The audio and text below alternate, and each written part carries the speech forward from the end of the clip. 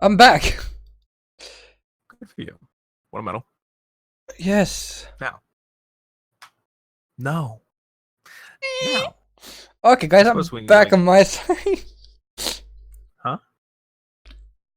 I said I'm back on my side. So this is gonna be a multi-part stream again because episode 10 happened the same thing. I crashed mid-stream. Are you gonna actually export it as like 10 part 1, 10 part 2, or 14 part 1, 14 part 2, or whatever? Yeah, I did that because I don't have an editing program anymore because that fucked up for me, and I'm too lazy to downgrade it. It's not hard. I'm just lazy, okay, boy? You just do the exact same thing you did last time. I'm lazy, okay? We know this, trust me. This is the guy where basically if you ask just to do something that could take maybe 5 minutes, he's like, I'm busy doing, I'm watching the show. Like, you can't just pause it, take 5 minutes out of your life, go back to it. Nope. I'd rather watch a girl enticed than helping you. That takes 5 minutes. You know, if we didn't mention the fact that you're catching up on Supergirl, I'm pretty sure the context would have been extremely lost in that. It can be lost anyways if someone just randomly joined. Like, oh god, think about hearing that, the first thing you hear joining a chat, like, I like watching girls and it's like, and I'm out of here. You might as well just say something else. Am I gonna play something else or what? Yeah, say something else. No. I don't know. No, you. Now, we should definitely get into something else mainly to talk about. I mean, we had that little bit of technical issues thanks to a certain somebody. Yeah! Nexus. What? Totally Candy. It's his fault. Are we blaming Candy for this now? Yep. Not here, so we blame him. No, wait. I have a better. Wait, keyboard.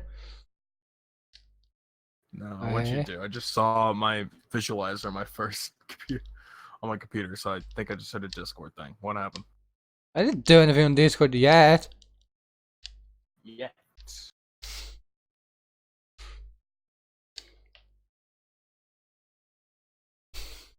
I'm waiting to see this one. What happened on Discord? Wait, did you get? What? Is he watching? Oh, okay, good. Oh, it was just that I started streaming, probably. If you have that activated.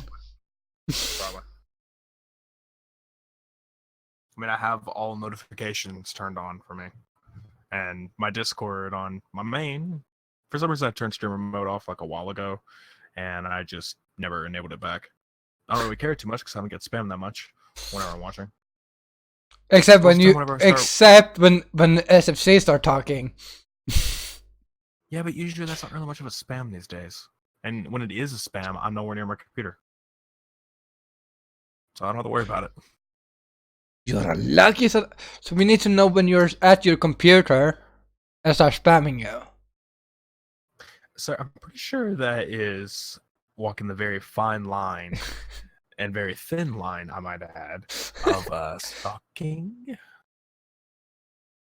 But it's okay. You send a penguin assassin, to people's houses all the time. So what does it matter? Like who? I mean, it's an assassin penguin. I mean, it's cute, even if it stands there stabbing you, but it's still cute. So it's stabbing you with its eyes. No, it's holding a knife. Well, you think it's cute, and then it's stabbing you. But it's too cute for you to do anything because it's so adorable. Isn't that a movie plot? It's not really about that. It's like there's the movie plot of like just like oh this. Isn't that basically what is it called? Isn't it like the cat in boots basically? I don't remember the other name because my brain stopped working. But that showed like when he does his eyes and then starts stabbing everyone. It's not Puss in Boots? Yeah. That's basically the plot of that. Is like, oh, look at me, I'm cute. Now let me kill you. Death. Oh, that's kind of the character trait. Yeah. And of course, what's my giant bed hairs? Oh. Anyway. Oh damn. I just looked over and I'm like, I have yet to change guitar strings. That is, how long am I gonna put that off for? I bought freaking guitar strings and I haven't even done anything with it yet. Yeah. Amazing. So we want to talk about something. So should we mention the TGA first, real quick? It's like a very long conversation. Did you say something? Is that a long conversation? Because I only took out the more important ones. The most important ones, aka the ones with Death Stranding. I'm not biased. You're very biased. No, I'm not. Are you accusing me for being biased for a game? Yes. How dare you? I mean, okay, I'm trying to see if I can get like a pop-up for this because I can't find one. a pop-up for what? I just want a list of everything that was new there, and I can't. Okay, now I can. We're good. Okay, good. Maybe. Maybe. I don't know. It's so hard to find. Okay, can I just mention all the commercials from the fucking show or from the fucking event? There's a lot of things.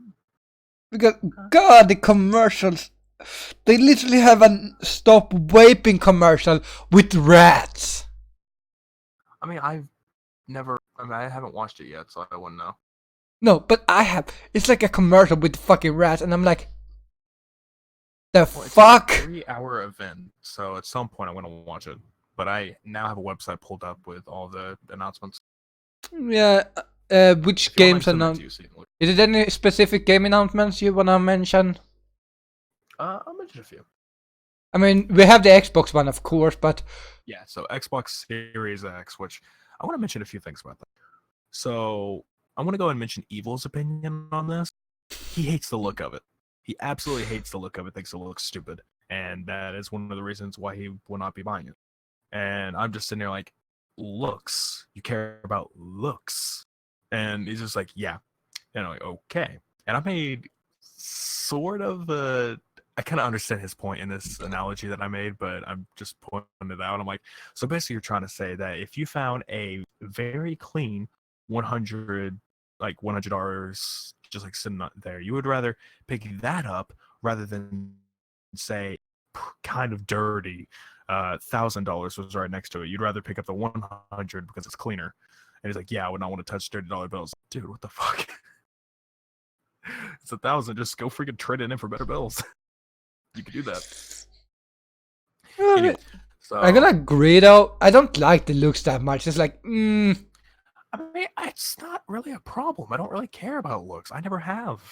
To me, I think the original Xbox One looks kind of stupid. I think the freaking PS4 looks pretty stupid. What the hell? You look stupid. I do. Anyway. I mean, the PS5 definitely looks like a freaking bottom of a vacuum cleaner. People. Yeah, did you see the meme of that? Yeah, I do. I might even pull it up on stream here in a few, but basically, it looks like a bottom of a freaking Dyson. It looks freaking stupid. And then, yeah, the Xbox Series X, which looks like a tiny little desktop tower. They literally, they made a 9/11 joke about that already. I know. They made a lot of jokes, which, you know what? Yeah, I think I want to bring a new segment into this, and you know what that's called? Meme review. No, that's already still. We can take that. That's already. Oh, we're gonna steal it. We could call it something else, but for now, it's just that. We're gonna have to change the name and make it like. The thing is, I had. Also, I'm not accepting this segment. I'm full-heartedly disagreeing with this segment. Full on disagree. You don't like it. Well, it's not like it's a meme review. It's just something I want to go for. So, hold on a minute. So you become a memester?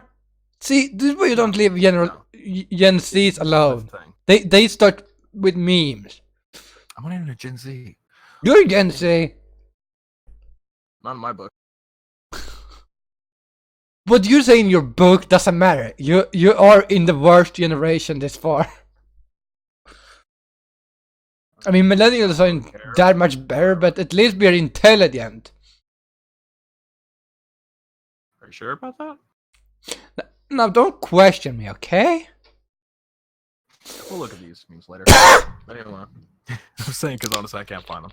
But regardless, there's a few of them out there right now which are really funny when it comes to it. They've made fun of it different ways.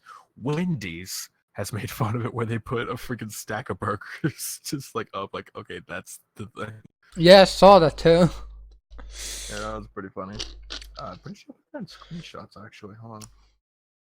But like, are they trying to compete with computers, or are they trying to compete with fucking? I don't know what they're trying to do anymore. Xbox? I don't know anyone. It's not that they're trying to compete with computers; it's that they're trying to make it more like a higher end. That's kind of the point. It's just to make it another alternative. And it's a cheaper alternative because an actual computer of that magnitude would probably cost around $1,000. And say when computers, when they are at, what is it, a year from now, basically, when the stuff comes out, the computer is gonna be more expensive than the console itself, even more. I mean, it's already expensive, but Jesus fucking Christ. Mm-hmm. Okay, I already found the two images I was thinking of. I'm not going to pull up the 9/11 one, but I'll at least get these two. So, let's go ahead and pull these up on stream. So when I mentioned like PS5 looking like it's a vacuum cleaner, yeah, here's the image. So, hold on. There we go. Let's put it right there. So yeah, there you go. That is the vacuum cleaner meme that they made for the PS5. Thought that was hilarious. So, yeah, that. Isn't it the PS5 meant to be compatible with everything? Like every PS4, game? But that just PS4. They haven't really mentioned anything else. I thought it was Wendy's made their little meme here. Day Series X. Yeah, I thought that was hilarious. I'm just gonna delete that too. See, this is why you don't let Canadians do stuff.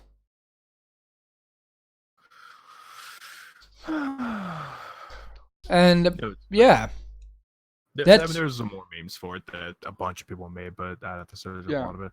But when it comes down to it, I do think that Xbox is gonna be like extremely good. I mean, I gotta say this though, even if I don't like the looks of either console, the Xbox looks way better than the PS5. Yeah, it looks a lot better than the PS5 in terms of looks, but gameplay, I still feel like the Xbox is gonna win over. We haven't heard too much of the PS5 yet, but we've heard what Godfall is the only thing I've heard about PS5 yet. That was also announced on TGA. Yeah, no, we'll go through that, but let's see. Doesn't really mention anything. Wow. Okay. That doesn't mention anything. Well, basically, it has a lot of crazy stuff they're going to be adding to that Xbox, like ray tracing, hardware accelerated ray tracing, an SSD to load in, so basically very fast loading times. A few other deals. I mean, there's a lot of it there. It's mostly just a lot of stuff you can search up, but it's supposed to be sort of equivalent to a high end because you could get 4K 60 FPS and possibly up to 8K and like either 8K and then also having 120 FPS with the option to do variable frame rate. So a lot of good things that PC has, bringing it to a console. Well, we haven't heard too much about the PS5, so we can't really compare, but yeah. Basically, it was like Xbox started winning this one. The only thing they're not winning is their name game. Xbox Series X. What the hell? What kind of name is that? At First, you have least the Xbox One X, and then you have Xbox Series X. There's a whole meme going around where people were like, "Oh yeah, this is not gonna be confusing during the holiday." It shows like, "Oh, Target employee. Well, what would you like? Oh, I would like the new Xbox Xbox. X. Well, it's like I would like the Xbox X or whatever. It's like, which one? The One X or the Series X? It's like, yes, the X. It's like, which Xbox do you want? Just never mind. Just give me PS5. Like, But like, yeah, the PS5 is that's so dumb. Xbox is like, I remember Xbox 360. That was like, yeah, that's simple. That's okay, stands away from the normal Xbox. here's the thing about that. Xbox, perfectly fine name, made sense at the time. Xbox 360. The reason why they did that is because they were rivaling against the PS3. So if they said Xbox 2, it would kind of look bad on them marketing wise. So they need to have something that kind of shows that they're on the same level. I don't know why, but sure. Then the Xbox One, the reason why it's titled that is because it's an all-in-one entertainment system. It was gaming, media, and you can plug in your like TV box into the back of and actually watch TV from your, and it'd be a complete thing that would control it through the remote. So completely all-in-one entertainment. And then they released Xbox One sad. I mean, then it was like Xbox One S, which is just like they've always had that type of system. It's like because they had the 360S before, so that makes sense. They were just going for that. Then they're like, oh, we have Project Scorpio coming out. Like, oh, that's a really cool name. What's that going to be? Xbox One X. Okay, you just did that just because you could put XBOX, so you could say Xbox as an acronym. What the hell? Then you have Xbox Series X, XSX. And by the way, there's plenty of people who made the joke. I made this joke too. It is officially the Xbox.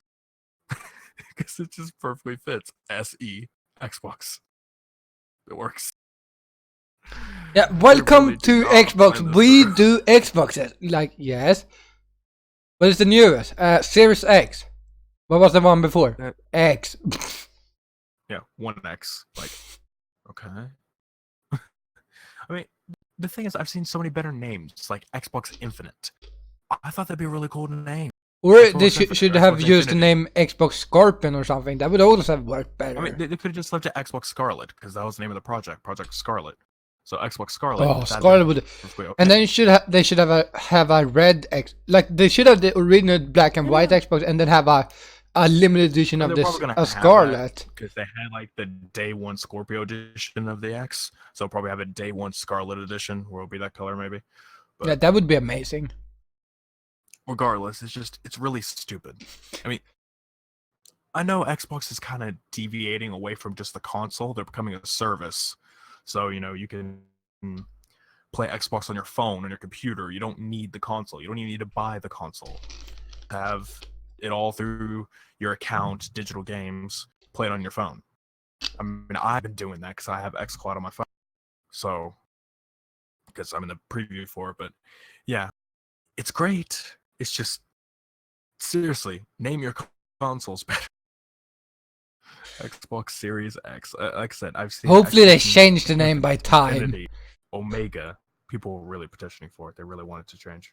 Xbox Omega. And they need to. That wouldn't sound good. Omega would never sound good on a game console because because Omega is the end. So that wouldn't be like a good name for a console. Like Omega's not really the end. It's just like a powerhouse. It's like Omega's like the strong bib. I don't know, but yeah. Then again, I'm pretty sure they can't use Omega because then it uses the Omega symbol, which, by the way, is in God of War, so that probably wouldn't work out very well for Xbox. They're probably like, oh, you use it as a symbol? Like, it's part of the Greek alphabet. It's completely license-free. No, you use it as a symbol. Like, fuck you.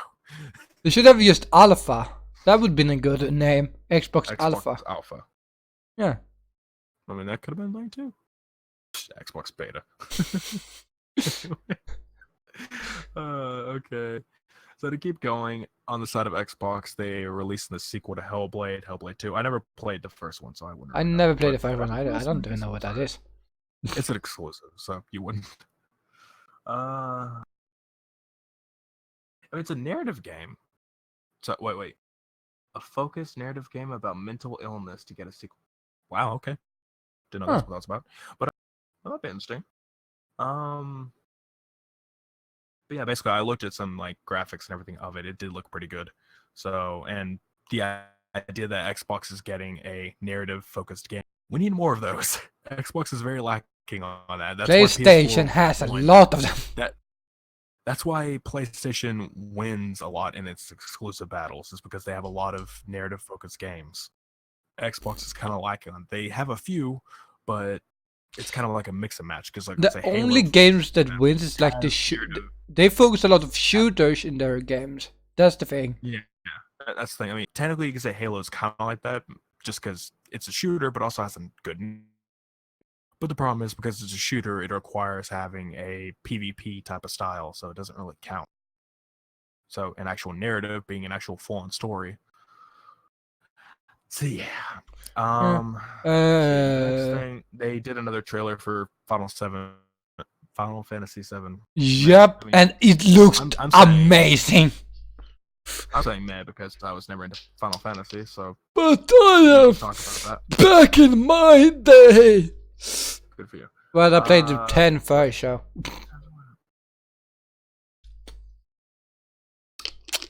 He has a list of stuff. I'm more inclined to talk about more. Some of the games and stuff that was released, and some of them. I'm saying you can talk about that when I'm scrolling down this list. Well, I can mention at least two of the awards right now.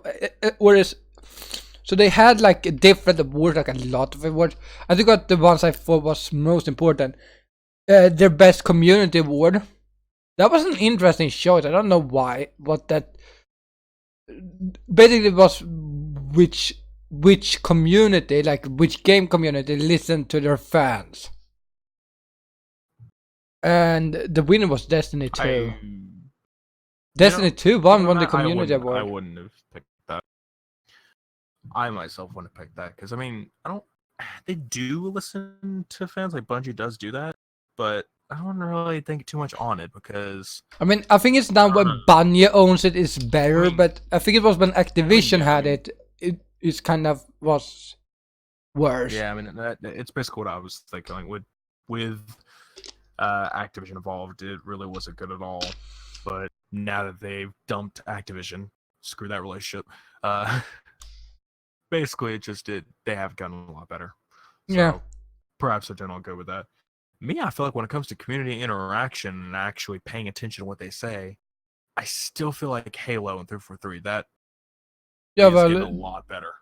Yeah, well, but they were nominees and they're too old, I think, for that award.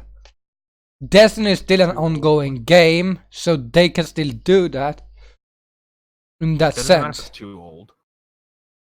It could be anything, and Halo is still right there because MCC has typically been renewed to the point where you could say that. True. So it could still be a thing. And then we have. I mean, hey, number 2. You know. And then we had the best score and music award, and I was so I knew who's gonna. I kind of understood who's gonna win it because I was like, yeah, if someone else wins, something is wrong because. Well, I could understood if something else won. It's probably because it's a PlayStation exclusive at the moment. It comes out in February on PS3, but Death Stranding won the best score in music. That was actually good. And I'm kind of, even if I hate Sweden a lot, ironically, just ignore my name a little bit, okay? But the winner was actually he who composed all the music for them, or put together all the music for the game, was Swedish. So I was so happy for him winning the prize. Again, I'm not biased. Cough. I would never be. There's just like no bias when it comes to Sweden and you, because honestly, it seems most of the time you really just do not care. When it comes to Death Stranding, I am a little bit biased. I got fucking. When it comes to Death Stranding, yes, but to kind of bridge off on that little idea. I mean, I've said it before, like maybe in the first or second podcast episode, but I just still find it funny that when it comes to people outside of Sweden, mostly Americans for some reason think that either the Swedish language or the place is apparently super great. Thanks a lot, PewDiePie. This is all your fault.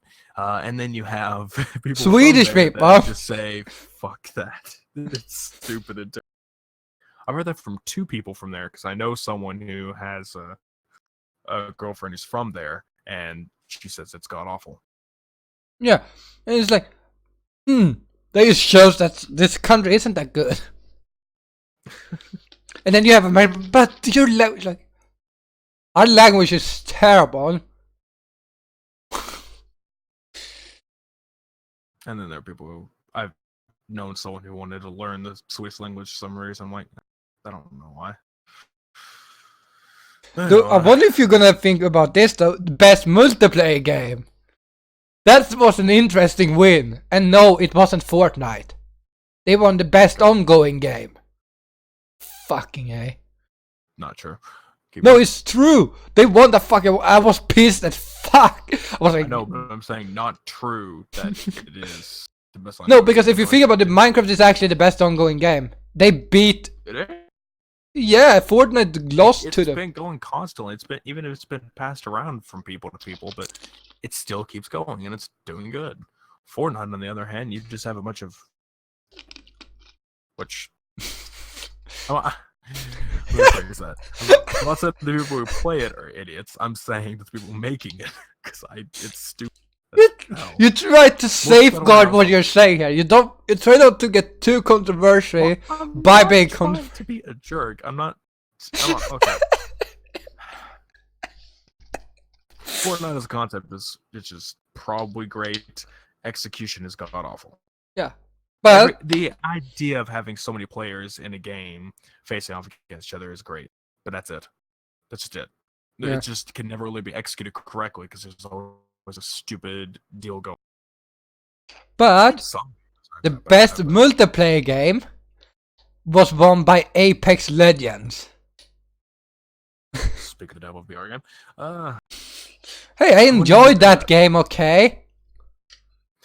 I mean, I kind of enjoyed it. It was alright, but I still wouldn't agree with it. I mean, then again, I've been out of the loop for a while, so if they added new additions to make it better, I wouldn't know. They've even changed the maps since the I'm pretty first. sure the last time I played was actually Season 1. I don't think I've played ever since. I played latest like yesterday. But yeah, I skipped a few here because I liked that idea. And then we have the best strategy game and art direction. The best strategy game was Fire Emblem. Kind of. I can see that. Yeah. I mean, I've seen like screenshots and everything, especially what Hi sends a person in our group chat. Yeah. But yeah, she's a giant Fire Emblem fan, so she sends a lot of that stuff, and I'm like, I can see that. I mean, it does have some pretty good art, and I'm yeah. the story. They didn't want the art direction. That was so dumb because Fire Emblem only was in one category. That's kind of sad. But hey, Nintendo won one prize in the whole night, basically, or 2 if you count Fire Emblem. But yeah, I mean, I feel like Fire Emblem could probably win more. Yeah, they probably would have won more, but it won the Player's Choice Award also, where you voted for the best game in general. I think like you had what was the not the game of the year, but you have like another version like there was Player's Choice and that Fire Emblem won that instead. So they got 2 prizes, but best art direction was Control. See, I really want to play Control. I really do, because I'm thinking about getting it on my PlayStation. So Remedy, and that's the same people who made Alan Wake, and I absolutely love Alan Wake. I really want to continue that on stream, but it's an older game, and it's the point that I want to try to stay more relative, or just try to play games that be more entertaining for the people. But it's the point. Remedy makes awesome stuff. The only time they really didn't was this Alan Wake sequel, quote unquote. I didn't really like that one that much. It was more of an arcade game. It was kind of short and rushed, which is probably what it was. It's probably rushed. But regardless, Remedy, Awesome people. Would love to play Control. Yeah, I'm thinking about getting just because they won an award, and I've seen some gameplay now. I think it was like I haven't because I try my best never to. yeah, I've got seen some on the TGA, so that's why they showed it when they showed the nominees. They showed like a little bit of stuff from the game, and that was like, oh, that looks interesting. I may actually want to get it. Mhm. And then we have, I told you the best multiplayer game. That was Apex, and then we have best performance. And sadly, Troy wasn't a nominee. Was he even a nominee? Probably He not. wasn't, because I promise you, if he was, he would have won. Those two need to be. But I also think it's like he does so much. I'm pretty sure the reason why both of them are not nominees because they do so many freaking like stuff. It's just like we can't nominate you because it'd be an instant win. It's unfair for everyone else. Yeah. So you are. I would say this: if it's for Last of Us, I would definitely think that he should be nominated because that's a fucking good one. Well, imagine next year we'll probably get around that. If that would be Ashley Johnson because Ted Ellie's like the main character of Part 2. Yeah. So. But Mads Mikkelsen won the award for playing what is his name? Clifford Unger. Yeah. So he plays one of the characters in Death Stranding. I was so fucking happy he won that. I voted for him actually. It was between Norman Reedus and Matt, and I was like, who am I gonna vote for? But I took Matt because I feel like issue was that like Norman didn't have that many voice lines, not even in cutscenes. But his character, if anyone knows the backstory of him or the story, a little bit, is that he's a pretty quiet character, so he doesn't talk that much, and that's kind of isn't a surprise that he didn't win. To be honest, is it? Or would be more surprised that I won. And then we have so Mads Mikkelsen won the best performance. Again, if Troy had been there, I would definitely have voted for him because oh god, I fucking love Higgs. I think I'm starting to convert this one. We're gonna get you to be a Master Troy fan someday. Someday. No. I'm still gonna bully you for watching fucking dubbed. And then he's much more preferable. Anyway.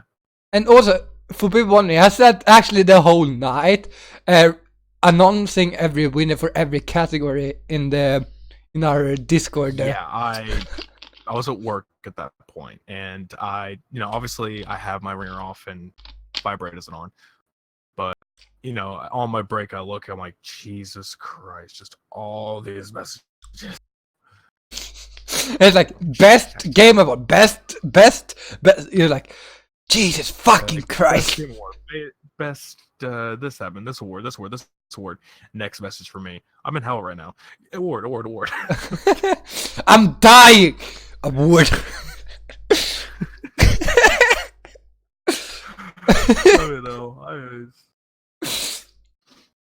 I mean, that second day, like whatever day that was, Thursday night, Friday morning, I felt awful. I was so damn tired. Yeah. And then wasn't that when you didn't fall asleep? When you woke up in the middle of the day and then... Fun fact. One of the people at work, like he's not really a career, just like somebody a bit above me, I guess just more experience.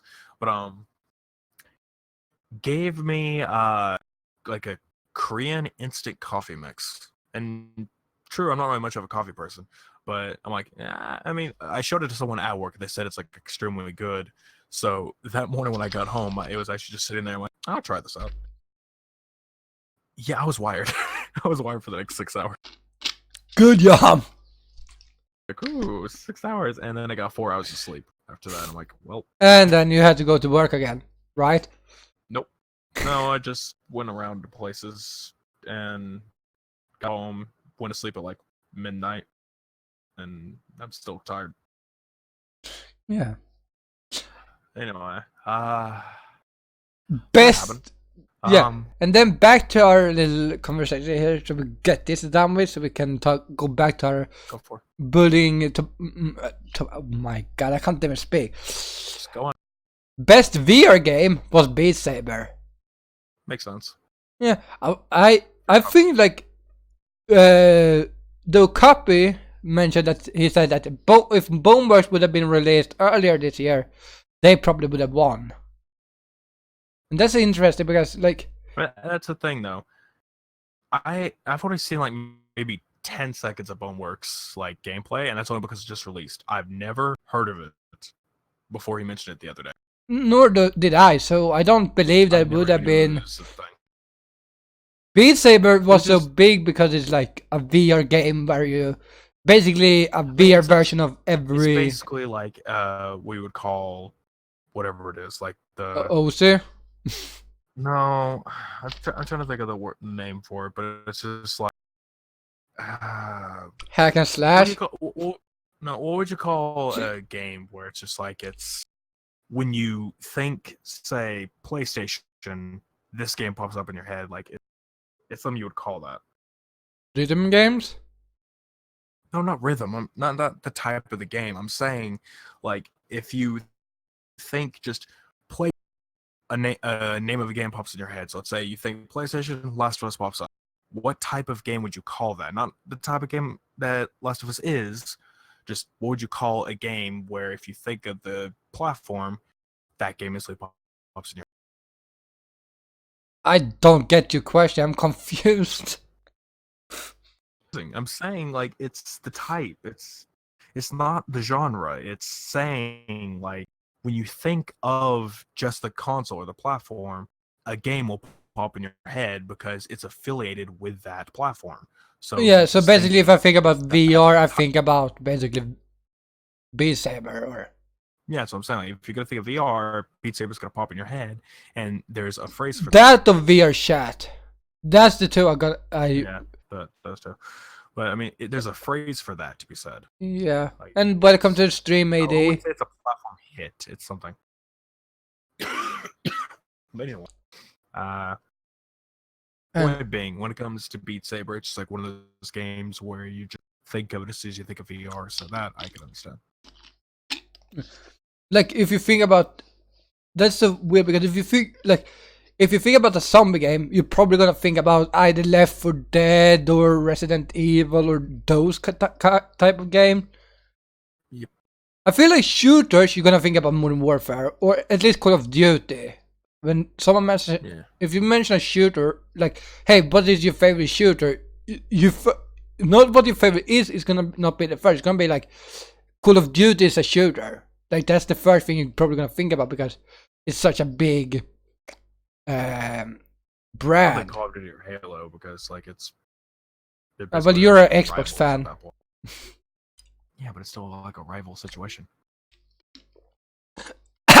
Especially became a rival when Call of Duty became more of a PlayStation thing, but they still kind of are, but not as much. Also, again, my biased stuff is coming in. I mean, my non-biased stuff. Cough. How about you just name all Death Stranding awards and then we just get that over with? Oh, this is the last one. The best game direction. It's Hideo Kojima. What the hell do you expect? Like, what do you expect? I was gonna talk about, like, that's the thing. I don't have. It's kind of a weird thing for me because when I think Hideo Kojima, I think very awesome person and one of the best directors of all time. However, I'm not really a big fan of the game that he's making. It's kind of a mixture thing. Like I see the beauty and the art of it, but play wise, I'm not interested in playing them. Like yeah, the Metal Gear game. I mean, I get it. Metal Gear game. The Metal Gear game is beautiful to play, but it's not fun to play. Like it's beautiful. It looks great. It's just for me, it's not that fun. There's people who are like, "Oh, Metal Gear Solid, like say 5 or something's like it's amazing." Like, cool. It's not for me. Yeah, it's just same. I've tried playing it so many times, I get so bored and annoyed, and I don't really care for it. And the story itself, I don't really think there is a story. There is, but I don't see it. That's the This was good just with like Death the story is Stranding. just Like taken that out of was my so head good with Death Stranding. Like because it it's it more got a so story. gameplay. Metal That's the Gear type of Solid games I doesn't have a story, to be honest. Like, I mean, it does, but you have to pay attention, or it's just like it's more about the cutscenes than it is the gameplay. The thing you want is for there to be story in your gameplay, so you well, can follow both the along. cutscenes and the gameplay should need a story, yes. That's what But I'm if it's saying. like, But oh, you do this, and nothing happens, and there's no story behind it, it's like, but why do I do for this Metal Gear then? Solid, all I think of is you're sneaking around, tranking a bunch of guys, objective, blah blah blah. Yeah. Interrogate people, and in Metal Gear Solid 5, it's interrogate people, send them to Mother Base because you're always abducting people. And you're a So it's just box. funny. Yeah, your box all the time. Or fun glitch, by the way, which Evil found out about, which he probably didn't find out about it, but I found out about it from him, which I thought was hilarious. If you get in one of the Jeeps and you throw a smoke grenade into the back of the Jeep, you could drive up, and by the way, your model is completely visible. Your player is completely visible while you're driving. However, because that smoke grenade is there, enemies can't detect you. You could drive around with that smoke grenade in the back of the Jeep, and you were undetectable. I don't know why that works, but it works, and it was hilarious. Unless they have patched it by now. But that's... It probably did, but at that time, that was amazing. Yeah. But regardless, it's not really my thing. And when it comes to Death Stranding, I'm sure the story, the characters, the music, just everything's great. But I feel like I would get super bored of its gameplay. I feel like it would. I mean, I kind of see the point because it's like, it's so much fucking running, and that's so... I mean, that's what I kind of... I love open world games, but there's a point where it becomes too much. And I feel like when, you know, the way to say it is like what would you say, like the generic theme of Death Stranding, not what it actually is about. The generic theme is your delivery boy. So yeah. that's your delivery boy who's holding onto a tank with a baby inside of it. Cool story. That is just like, if you tell somebody that, that sounds like the most boring game of all time. That's what you have to tell them, because you can't spoil the game if you want them to play it, but you can't either tell them what it's about because it's kind of boring. Like, so what's the premise of the game? Tell them what you're doing. Like, what's the premise of the game? You're a delivery boy. It's like, what's the plot of the game? I can't tell you that. It's a very good plot. Can't spoil it. Okay, how's the gameplay? Well, you're kind of delivering a lot of crap all the time, just nonstop. Like, oh, well, You're stupid. basically a delivery boy. That's the main plot. Is you're a delivery boy. Then you have the main mission through the game, and it still has to do with delivery. And you're like, okay, good.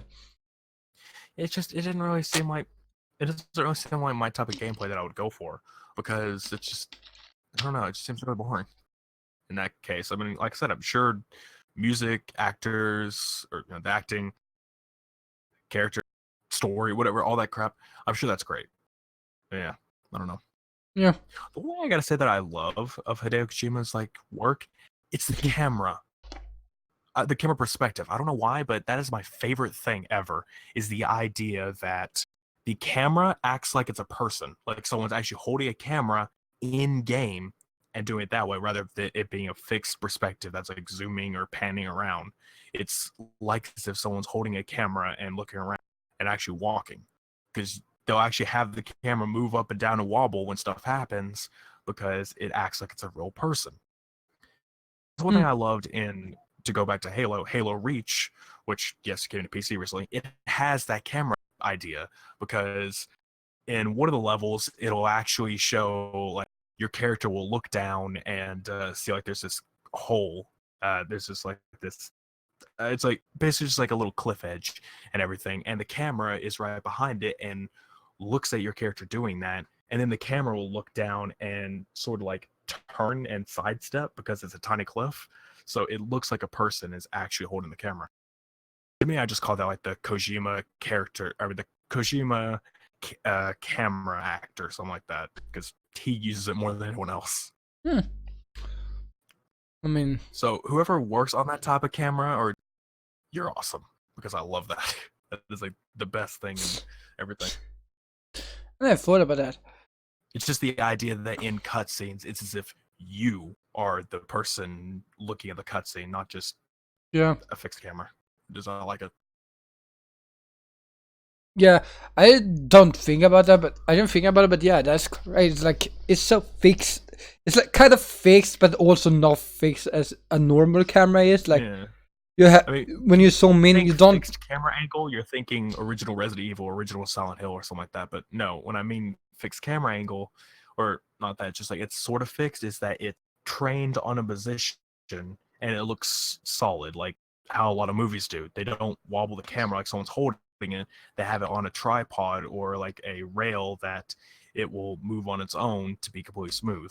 So smooth movements all around, so it looks fake, or it just looks like it's just whatever perspective. But when it comes from like it looks like someone's holding the camera and moving around, it looks kind of better, like it's a war movie or something like that. That's how I felt like when it came to Halo Reach. It feels like a war movie because it feels like someone's actually documenting the Basically, whole or thing. like a documentary where they are Yeah, like. it feels like a documentary the whole time because it's that type of camera. So that's God, like the think kind about of making a like a game that's like the whole premise is that there's a that you're making a documentary, but it's like in a I'm sure war there's zone or plenty that's something. done that. I'm pretty sure a bunch have done that. That's the thing that I want to see more of, like in more war type games. Make it like it's a documentary camera wise. Like you don't think it is unless you pay attention to how the camera moves. Like it'll never be like the characters will never talk to the camera. You'll never be like be mentioned as an entity of its own. It's just you think of that because the camera moves like it's a person recording on a camera. Yeah, and then maybe you should have the like I said, acts like a documentary. You have the narrative behind. Sometimes that's like how they tell how it was at this war zone at this specific time, like they have on documentaries. Like, oh, this happens around the time, like Well, it certain could. I games. mean, I don't know. Just there's just a lot of stuff that could be done that Yeah, not really a lot of people do these days. I mean, I'll say for example, when it comes to war games and everything, Modern Warfare did push very good in this, in the new game. But they did really good on this one. So if they kind kind of, of interested that Modern Warfare did won any awards this year. Actually, which is surprising because they did like really good. I feel I like don't that think they. was. I think they were nominated in like one thing and they didn't win that. I mean, when it comes to campaign, it's not really the campaign that's messy. It's the multiplayer and it's the other modes. The other modes had a lot of issues. The campaign was I mean, amazing. yeah, that's the thing. But Often with Call of Duty is that the campaign is almost always amazing. Then you have the online and the side stuff. They are always so fucking messy in the beginning. in the beginning, yeah, I mean, I feel like it's gonna get better as time progresses, which it is, because they've had say Spec Ops, for example, they've Yeah, had where there was no sort of reason to play the game, like the classic Spec Ops missions, except to play them. Now they have star ranks. They have the 3-star deals, and they're thinking of adding in difficulty for each thing, which is how the original one did. So they're adding all the features that they should have done in the beginning. yeah. Also, I have one thing left to mention that we need to mention, but that's because it's like kind of the funny part of the one thing you waited for the 3 hours when watching the Game Awards. It was the Game of the Year. Which is And not gonna lie, I wasn't that surprised that they won. I still voted for Death Stranding, but not biased. But Sekiro won this year, and oh yeah. I wasn't surprised. Like I wasn't that surprised that they won. I mean, it's basically just like it's what is that, a samurai deal? But yeah, It's basically Dark Souls, but in like a Japanese setting, and yeah, Japanese samurai. But I mean, I would play the game, but I'm not much of a Dark Souls type fan. I mean, it's not my thing. yeah. I mean, I've played just a tiny bit of the first Dark Souls, and it just wasn't really my thing. And I've watched people play other stuff, Bloodborne, Dark Souls 2 and 3, and I haven't watched anyone play Sekiro. it's just not my type of game. That's not the type of stuff I go for. I don't like holy crap, insane freaking hardships throughout the entire game where you feel like you're Yeah, going to just destroy your console in the first minutes of gameplay. And a bunch of people absolutely love that type of gameplay. They're like, oh, I love the extreme challenge. Like, and I get that's challenge, and but then you hear them join complain later that it's like fucking terrible. Like you play the fucking game, you know it's gonna be hard. What the fuck?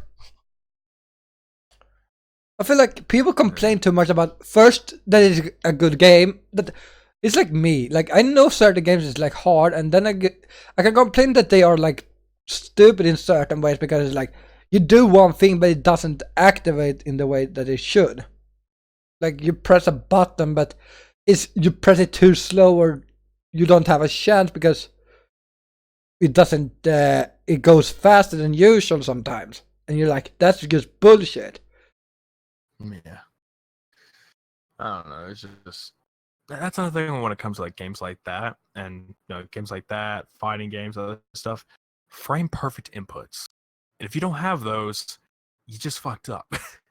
And it's just like really annoying because you have to really get trained on that. So I mean, it's not really much of a thing in Dark Souls type games, but frame perfect input, it's pretty necessary at times. Yeah. You can't just spam attack, attack, attack. I mean, you have to dodge a lot. You have to make sure everything is good in time to use.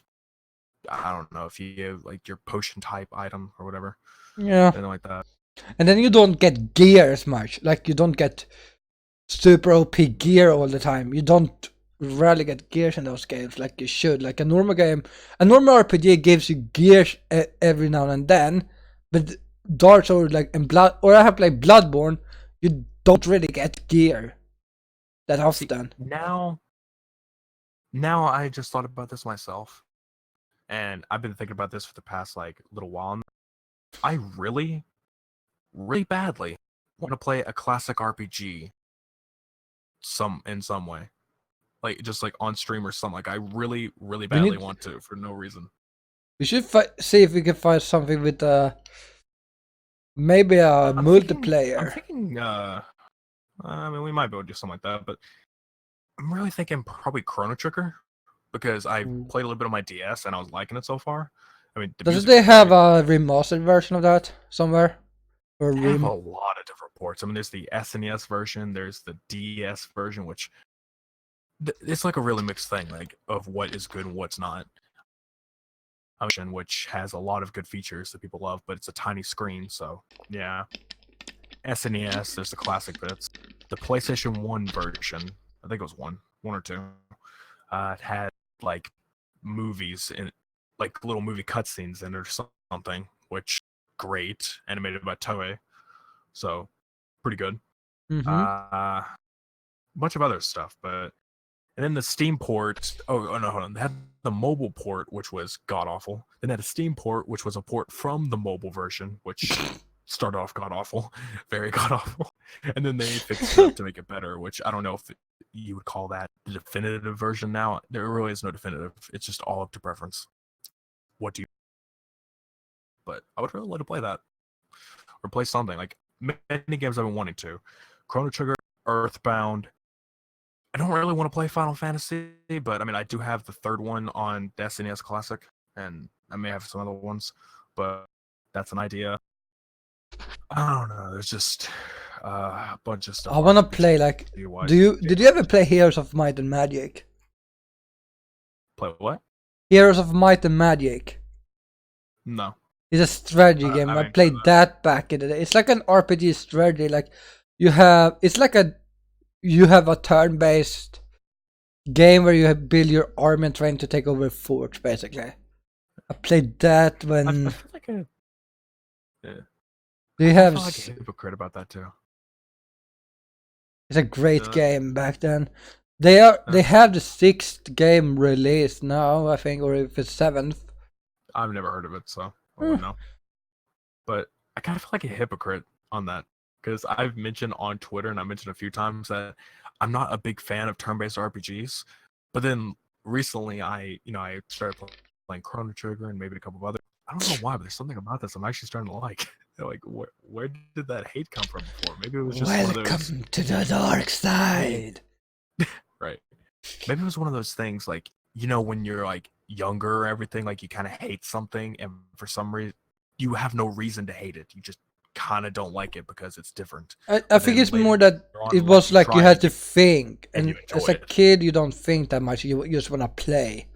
Yeah, you just want to play the game and enjoy it, but there's like more strategy involved, and because I had no strategy as a kid, I would actually try to play the turn-based games, and I would always end up dying a lot because I sucked. And you didn't like them because of that. I never thought about having to manage my mana, manage with a lot of potions and everything, because I also got recently into a mobile RPG, Orna. I mentioned it before, but it's just like it's a sort of GPS style RPG, but what that's meaning is just that you go to some place in the real world, it pops up a different place, like for different monsters and different NPC elements, like the dungeon, the Beastmaster, whatever, all those other places that just pop in. Store, like on that RPG, like where I live, there's a store next to me. I'm like, oh, okay, so I can just buy stuff whenever I want. But that's pretty fun. Not sponsored, would love to be, but I'm not. It's just, yeah, man, I don't know. Just I've recently got into turn-based RPGs a little bit. Maybe you can start liking Final Fantasy now too. Maybe. I just needed to get into it. I mean, I don't know where to start with that one because, like I said, I do have 3 on my classic. So you have 3 on your classic. You have 7, 8, 9 on the PlayStation. Yeah, from you. Or 7, 8, 9, 10, and 12. Right. I mean, I thought I should get into the actual elements of JRPG, like get into the actual story bit. So where I need to start story-wise, I don't know. Final Fantasy doesn't have a fast. Doesn't matter. It's a different story each time. I'm saying, like, which stories are the better ones to play? Like, is 3 good or not? I don't know. I have only played 7 up to 15, basically. I obviously know 7's good. It got a remake. Why the hell else would it be? I kind of like, yeah. I'm not a big fan of 7, 8, or 9, or at least not the old ones, because 7. I kind of. I mean, 7 is mostly because. I kind of lost where I am at, so that's mostly why. 8, I just don't like. I have not gotten far at all in that game, ever. I own it on PC and PlayStation, and I don't gotten far. 9. If I recall correctly, the entire Final Fantasy series is supposed to be coming to Game Pass on Xbox, like in 2020 or something. So if that's the case, I'm sold. Like, I'll probably start playing around then once it comes to it. So is Kingdom Hearts. The entire Kingdom Hearts series will be coming to Game Pass as well. So I have plenty to go for if I want to start getting into games I never got into when I was younger. Yeah. So I just need to figure out what I want to do, and then I can go for it. Oh yeah, you can play 15 on my PlayStation because I have that on disc. We always grab it sometime. I would recommend you to get the one I would recommend you to start with is either 10 or 12. Mostly because it's got voice acting, and if you play 12 correctly, you can become overpowered pretty fast. So that's another thing. I mean, there's some that I really like certain RPGs in a sense. Like, there's always the stat system. So you either have fixed stats or you have allocating stats, which allocating stats, my god, you could become OP in 2 seconds. Yeah, I kind of dislike that we started getting the allocating games. I like it because it's a power fantasy. Like, again, one of the games that I loved as a kid was the Game Boy Advance Dragon Ball Z games. Not mostly just because Dragon Ball Z. I mean, yeah, that was a big part of it. But another reason is because the way it played. Because they're really good playthrough. Like, it's the Legacy of Goku 1 and 2. Mostly 2. 1 was... it was good as it started, but 2 improved a whole lot, extremely. And then Boost Fury improved onto that, and that one was a power fantasy because all the stats could be allocated. You could literally just like one punch everything if you just like allocate everything into strength. And it's just like, it's insane that you just destroy everyone with that. Like, all right. I mean, I don't mind it, but like, I I mean, mostly prefer. it's a grind type of game, though. That's one of the reasons why I know you probably wouldn't like it, but it's more of grinding because you have to level up in order to get into new I mean, areas. every Final Fantasy game is grinding after a while if you don't do it correctly. Mm, And if you want to get like every super weapon in the game, you definitely have to grind. God, yeah. Let's like find that when it came to like the original, when Destiny 2 first started, because now I don't really know. But when Destiny 2 first started, it wasn't really a grind in the beginning because you could just play the story and you would get to level 20 on the way. So you wouldn't have much of a problem. And there wouldn't really be many times when you'd have to stop and level up in order to be high enough. You're most of the time just always on par with whatever you need to get to. yeah, well, So that's the thing with Final Fantasy. That's like if you grind certain areas, you're gonna be overpowered, and sometimes you're gonna have to grind because of them. Like I remember certain bosses is like, oh, you're gonna have to grind to be able to pass this because you're gonna be told to, you're gonna have to kill this boss to continue, and to be able to kill it, you need to have some really high damage and health. right. Like I remember, that was the best thing when I read about it. Was like I played Final Fantasy X. One of the bosses was like I read about what I would get because I wanted to collect everything. I read about it. It said like this: this boss is you're gonna probably have to defeat it twice. I'm like, 10 minutes later, I'm done. I'm like, where did I need to defeat it twice? Because it was classified as one of the hardest bosses in the game.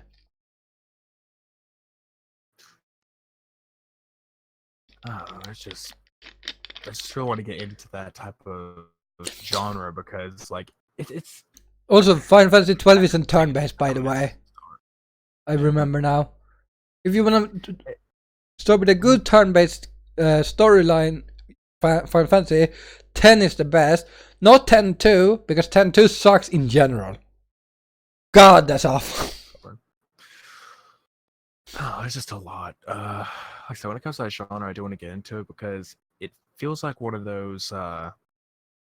It's not really hit or miss. It feels like one of those things where if you don't, I don't know how to explain it. It's basically like you don't know what you're missing. Is basically what I'm saying. Because in a way, on a surface level, it seems like most of those games will kind of suck. But when you really get into it, you notice a lot more about it. Like the soundtrack can be very good. The story is very great. Like let's say, for example, I'll say for one example, Blank Dream. On the surface level, it looks kind of boring and dull, but the story. And then back to some like one of these RPGs, again, very good stories and all that other stuff, and very good art, like the pixel art and everything. But you wouldn't know just by looking at it at a surface level. Yeah, So that's it's also kind an of the way issue. I Like, feel you need about it. to play the games to I get know into that's what them. I'm saying. Like I played the games before. Like I played the first mission or two of the Final Fantasy 3 on my classic because at that point I was like, I'll try it, but I never really got into it. And I guess if I did get into it, I would really enjoy it. But I don't know. And the problem is now because I'm working all the time now, it's really hard to fit in gaming into a lot of my schedule now. Mostly I just watch stuff whenever I like before I have to go to work or the days when I'm off I watch stuff because I'm too tired to really get into anything serious. So it's just Yeah. getting really difficult these days. Plus I don't really get huge breaks, so I don't get vacations yet. I have to work on Christmas Day. Is that a lovely one? I was like, I was like, are you gonna work on Christmas? And you didn't never answer, but I did at your booth. I was like sad. Yeah, I work on Christmas Day. I don't work on Christmas Eve though. My family celebrates it. I don't know why, but we mostly just celebrate on Eve instead of the actual day. So really, it's not too much of a problem with me. But again, I have to work on Christmas Day. A lot of Oh, people at my work have actually said they're not going to. Like, I've heard people like, we have a locker room. We have to switch from our normal shoes to our work shoes, or put our stuff away. But just basically in there, I've heard people say stuff like they're just like, "Oh, you're gonna be working on Christmas?" Another guy's like, "Hell no, I'm not gonna work on Christmas. Like, screw that." I'm like, all right, people are up to fun. you. Man. The problem is, I mean, my work at the moment, like starting out and everything, you have certain limitations. Like if you do call out sick or something, you still get points accounted against you because of that. Like you'll get points for missing days. The only time you won't is if it's an emergency, like going to the hospital or something like that, or you had a wreck or whatever. Those will be perfectly fine. Like you're like, okay, we won't count a thing against you. You had no control of that. But for some reason, you have control if you're okay. Yeah, I'm getting sick. Yeah, I'm sorry. You have to. I'm sorry. That doesn't count. Here's some points. I mean, it's like the thing is also you get 1 point for calling out or being absent a day, but in the first 90 days of working, all points are doubled. So if I was to call it, I get 2 points against me.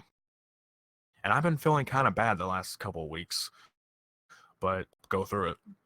Just work through it because I'm like I can't be out. And of course, my idea is that honestly, they can't stop me from getting sick at the place. So if I was to throw up in the middle of working, like they can't stop me from leaving.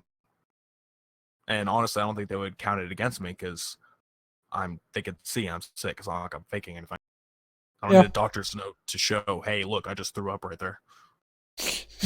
Yeah, sorry, you have to call a doctor, get the right paperwork. It's like, oh, like, don't you see that throw up? It's like, that could be from anything. I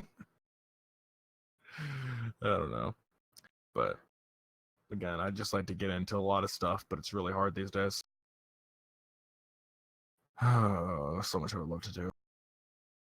Which reminds me of so much I want to do. I'll get into that in a minute. I never finished here. I'm gonna quickly go through all the stuff that also the announcements from the Game Awards because I didn't, we went into a whole tangent there. I want to go skim through these to, the name that you're like, oh, that looked nice. You could say so because again, I didn't watch it. So yeah, Godfall. That's another thing you mentioned. That I don't know what that is. It's a PlayStation 5 game. Oh God, Gearbox. Jesus, Gearbox is still publishing. My God, coming to PC via Epic Game Store, but a lot of people are pissed about that one. Different looter slasher. Oh, okay, that's great. God, that just reminded me of the freaking Avengers game that's coming out. It's a looter. I keep remembering that. I'm like, that sounds so stupid. Why would you make a Avengers game a looter, like a looting game? It's like Destiny, but Marvel. Ruined King, a League of Legends expansion, which I don't care about. I don't care about League of Legends. It's not an expansion. It's an own game, I think. It's a single player game. I mean, yeah, it does. It does say League of Legends. Oh, a League of Legends. Gotcha. From the Darksiders Genesis developer. Whatever. And another one. Convergence. Another one. Mm-hmm. Oh, Gears Tactics. They're making a turn-based Gears. Turn-based strategy. Oh, right. That was announced at E3 before. I noticed that. I remember that from 2018. It was Gears Tactics. They were making one. They didn't say anything else about it. That's Humankind. That seems like it'd be something. It's a story type of game, I guess. Humankind, Your Story. I don't know what that's about. Okay. Maneater, a shark RPG. Yeah, that's fucking amazing. I was watching that. I was like, what the fuck is wrong with people?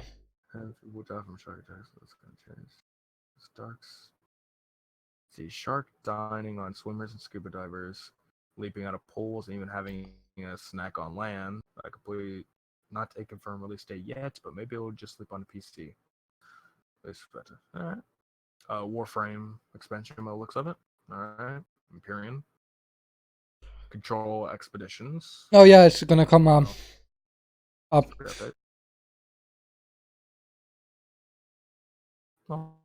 So yeah, that's gonna be. Oh.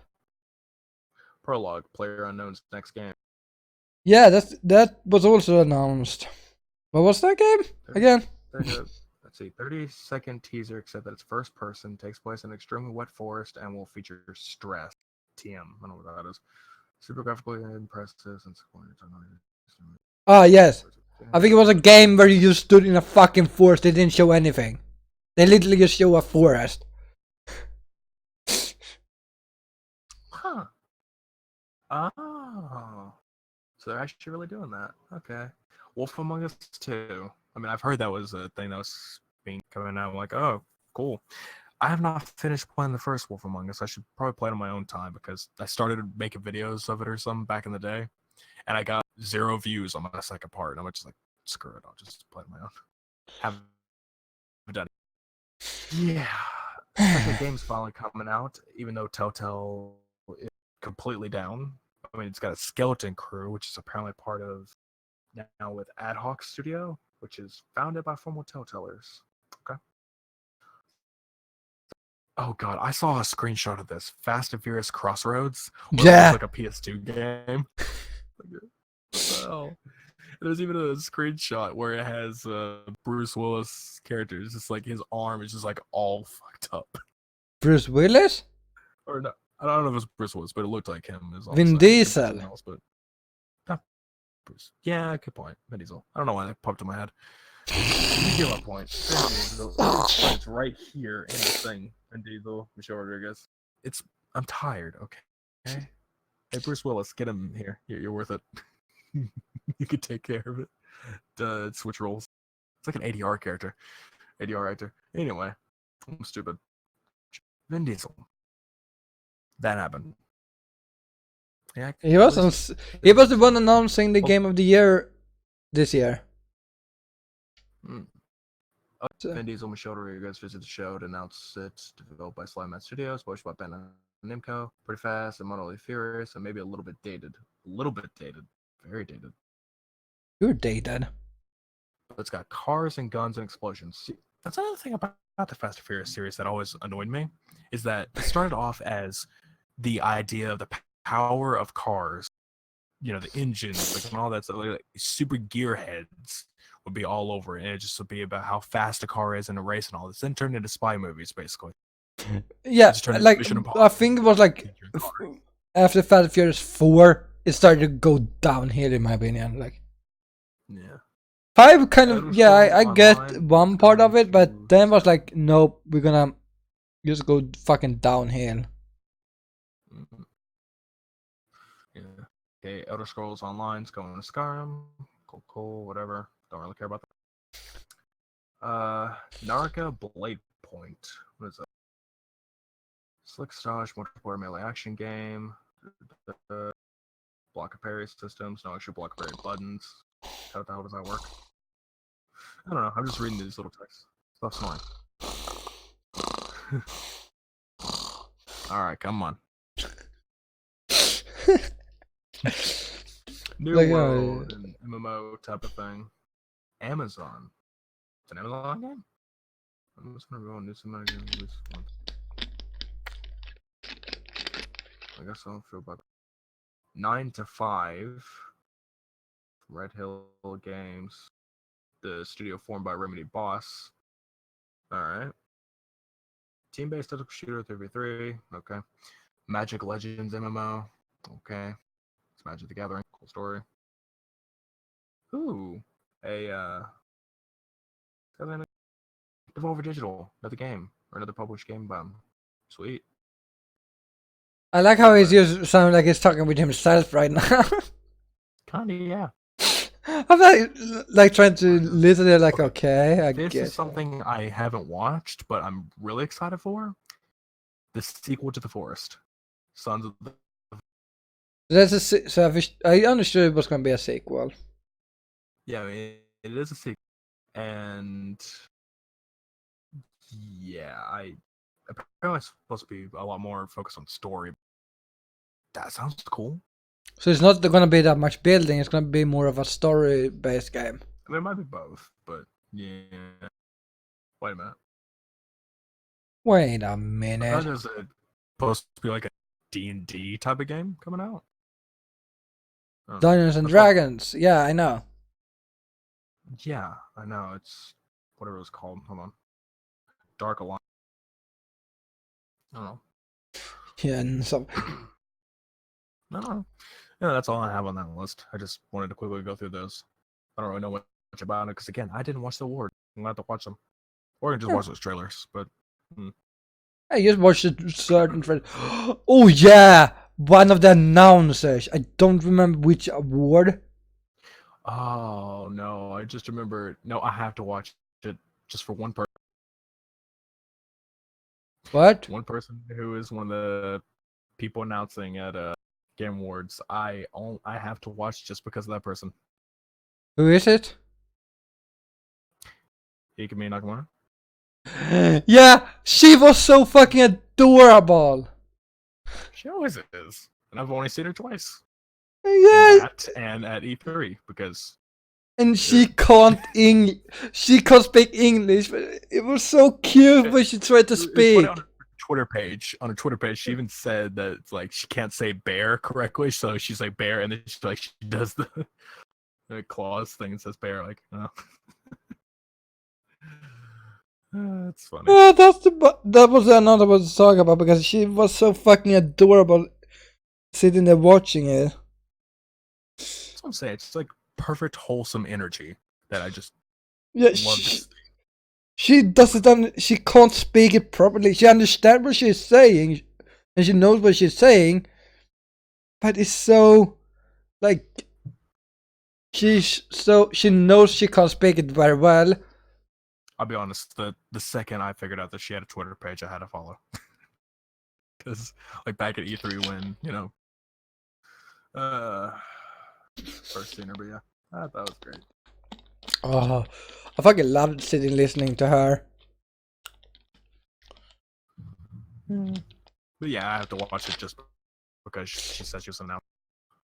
She was. I don't remember what she was announcing. What was she announcing? I don't know. I don't Where remember.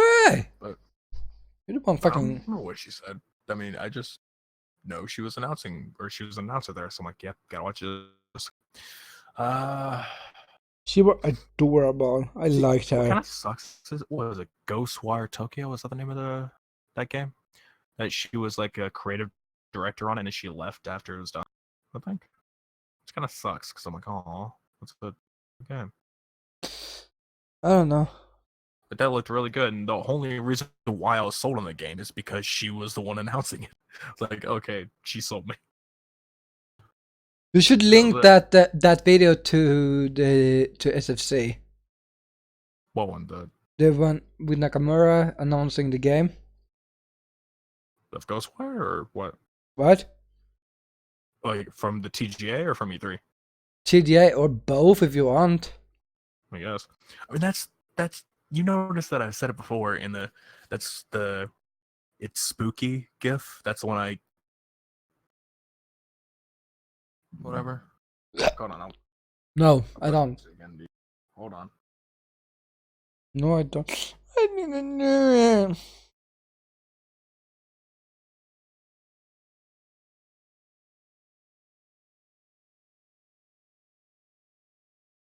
Get the dang thing. I think it's just I remember it's spooky.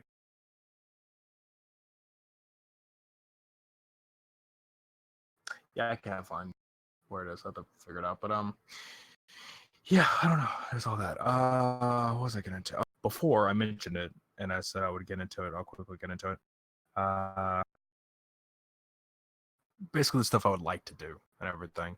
I was trying to mention that to you before in the Discord, and I mean honestly, I don't know. There's just a bunch of stuff I would really like to do. We mentioned like if we ever got like Parsec to work again. And not only do I want to use it for stuff, like actual multiplayer games, I just want it to like have like a second person watching to play the game, or just have. Yeah, like we planned on doing with have another person play. Like we did try to do last when we noticed that Colonel Sanders thing, but yeah, that was like that's fun though because then we can do like and we did it with Blank Dream too. That's what how we did it. the same way with Blank Dream. We did it that way too. It's like we do side stuff on while doing the while he's maybe playing and I'm just there watching or and bullying him for sucking at the game. And that's the gift, by the way. I sent it. But there's just a lot of stuff I would like to do. Like a lot of games I would love to play, and then we could have you join in, or vice versa. But the problem with that is we have to find some way where I can watch you play. Probably Discord screen share or something. But oh god, no, no Discord screen share. That sucks. Just something I don't know. There's something we could try to do because you can't host on Parsec because you don't have a dedicated G, so we won't let you. Yeah. There's gotta be something in that case. I don't know. There's just stuff I would love to do. I mean, we might be able to use the Steam feature, because it was still perfectly like the Steam Remote Play, because technically that was completely smooth whenever me and True did it, whenever he stopped downloading GTA, because when he was downloading it was god awful, but he stopped the download and then it was perfect. Just input latency was trash, but if we're just doing it just to watch the player, then that shouldn't matter. Input latency shouldn't matter as long as we can, watch and hear. Yeah, basically. It's just a lot of that I would like to do. Just a lot of games I like to play, involve you in it, have some fun to go for. Yeah, and we work perfectly for our collab stuff. Yeah. Like I said, I'm tired of just playing stuff by myself. It's boring me. Oh, you're alone. I like collabs a lot better. I know. I just like collabs better, like party type of stuff. I'd really like to get into that. Like I mentioned before, I want to play TTT with a lot of people. I want to do that. I may be able, be able to join on Garry's mod. Maybe. I don't know if you ever get that, but I can't stream it myself.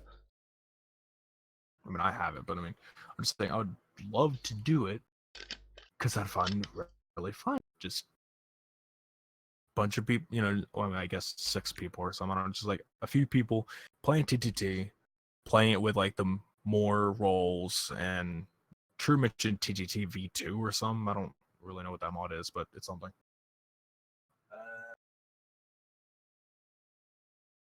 Okay. Welcome. Oh my god, it's Christian. Lovely name. Or, oh god, it's Christian. Fun name.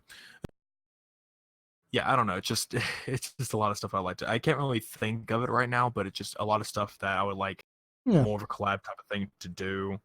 I would definitely like to get into more RPG games, which, yes, that could be something where we could have a collab into, is just watching RPG deal or like something like that to get into it. I don't know. There's a lot of things that could be done. Yeah. Wish that PlayStation didn't have a limit on the share play, because then I could watch from. That could work too. Yeah, I mean it only has an hour, but you could go straight back into it. That's the thing. So if we were to make a video out of it, I could perfectly do that. I could record it and then have share play either way. Either I share play into yours or into mine. Wait, can you make videos? Can you make videos on the on that now, or is it because I know streaming on PlayStation is. Like, if you do a video on PlayStation, it works fine. But I don't know if that works when you share play, because you can't stream when you share play, sadly. I don't think it won't do it PS4 wise, but I'm talking about just through my capture card. Yeah, and that would be like fun to like. That would be good if you wanna stream. As you said, you want to go into Final Fantasy. And someone that has played almost every Final Fantasy up to 15, from 7 to 15. I could be there, be there and like talk with you, and maybe if you need help you. The whole share play thing, and then we could have that as a thing, and you can still talk on Discord at the same time, so you don't have to worry about audio because you're not really doing anything on your side. But yeah, I just mute myself on the. We just mute the share play, and then it just works really great at that point. I mean. SharePlay could actually work fine. And like I said, it has the hour time limit, but as soon as that's over, you literally just have to go straight back into it and it's back. Yeah. You have another hour to go for. So it just kicks you off. You just join back in, you're good to go. Yeah, and I'm probably gonna have the stream up on the backside. So if I get kicked out and don't notice it at first, I'm probably gonna be Yeah. a little bit caught up and be like, "Oh, I'm kicked out," and notice it late. But yeah, that's gonna be the, stuff to go for. and we are not too limited, but doing multiplayer games is gonna be a little bit harder on PlayStation than when it comes. Definitely will be this again input latency. Yeah, I mean, I do have Rick on PlayStation now. I mean, I just had to download it, and then we're good to play Rico again. Yeah, and I mean, it doesn't matter. I tried it out a little bit. I think I'm level 3 or something. No, I level 2. I leveled 1 level. I mean, again, True said that he's more than likely going to try to request Rico on Steam, so he's probably going to try to get it there for me and him to play it. Yeah. So we could do like that, like me and him play on Steam, me and you play on PS4. So Yeah. I have it on Xbox, so if Evil for some random reason wanted to, me and him could play it on Xbox. I've been on all 3 platforms now. Yeah. It's funny. I'm so fucking happy because I requested Rico about in the beginning of this year. I did get the key for the game, but it didn't work. Then I kind of forgot about because I was waiting to see if they fixed it. They didn't do that, so and then I kind of forgot about the Rico for a while, and then I think it was like 2 weeks ago we talked about it, and I was like, I'm gonna just message the creators and be like, hey, I requested this key at May and didn't get it, and I got it because they were really nice. I told them exactly what happened. Like I've kind of forgot by time. Yeah, I mean, the thing that annoys me though is that there's something happened to me with the game Protocol, and I messaged the devs. I haven't gotten an answer back yet, and it's upsetting because that game looks really good. I mean, at the very least, they could tell me they don't have any keys available right now. That I'd be happy with, just to get an answer. But they haven't answered. Just The answer is not here, and I never got it. I mean, I got the key, and it says I activated it, but it's not in my Steam. Yeah, I know definitely. I have also a game that I activated but didn't on my PlayStation that activated, but I did it on PC. And then when I was gonna say go to the PlayStation, it didn't show up on my library, and I was like, why?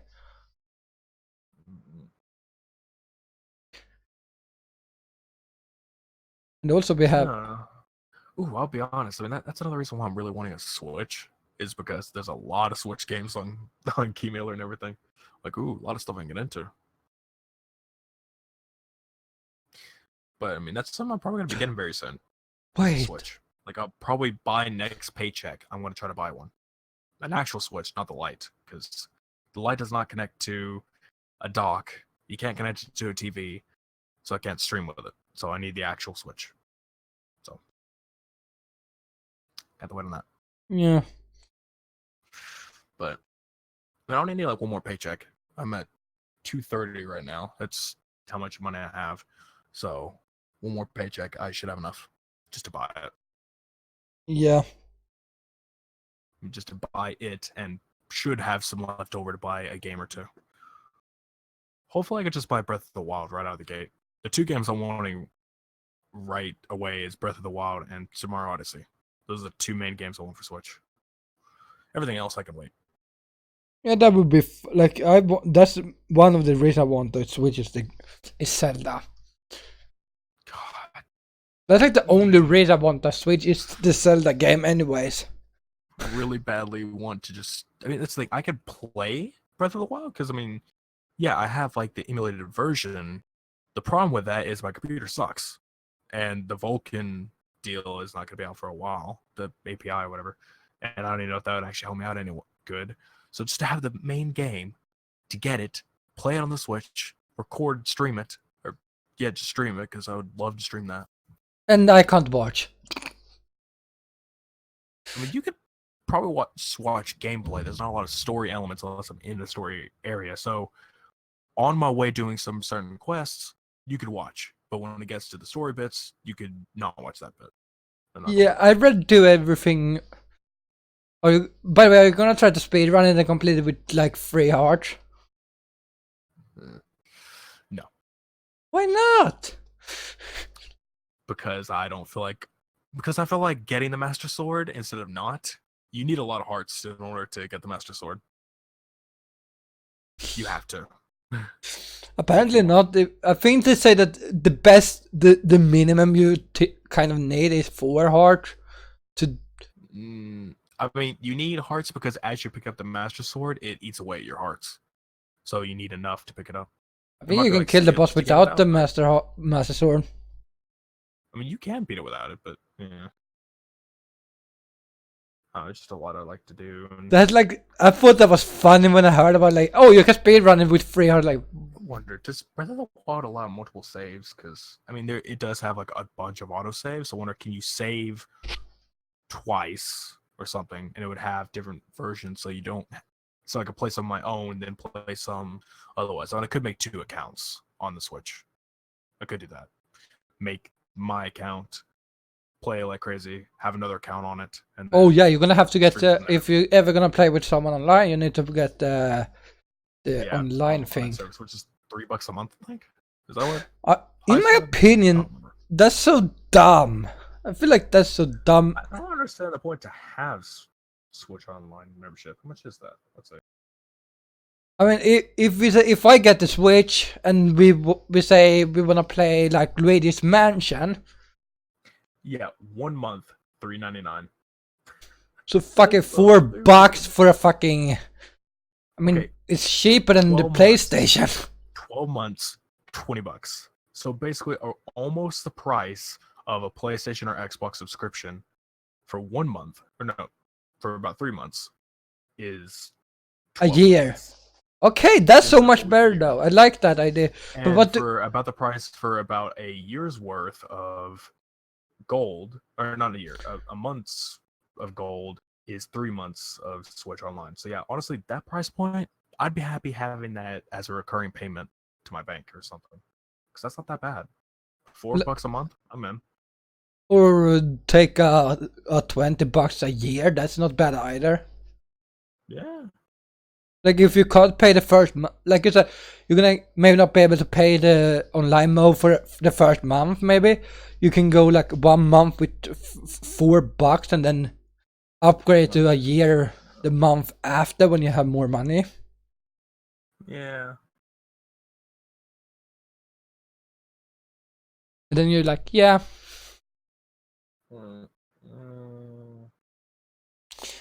I will be right back.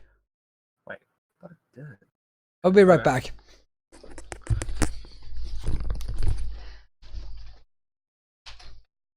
I'll repeat it for him, but see, I was right. Breath of the Wild does not support multiple save files, but it does.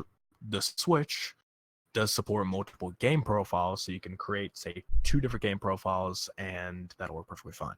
So that is okay. Have 2 different game profiles to work with the game. And I'm going to be buying the physical edition, so I don't have to worry about that digital crap, which my home Switch is going to be my Switch. So not like it matters.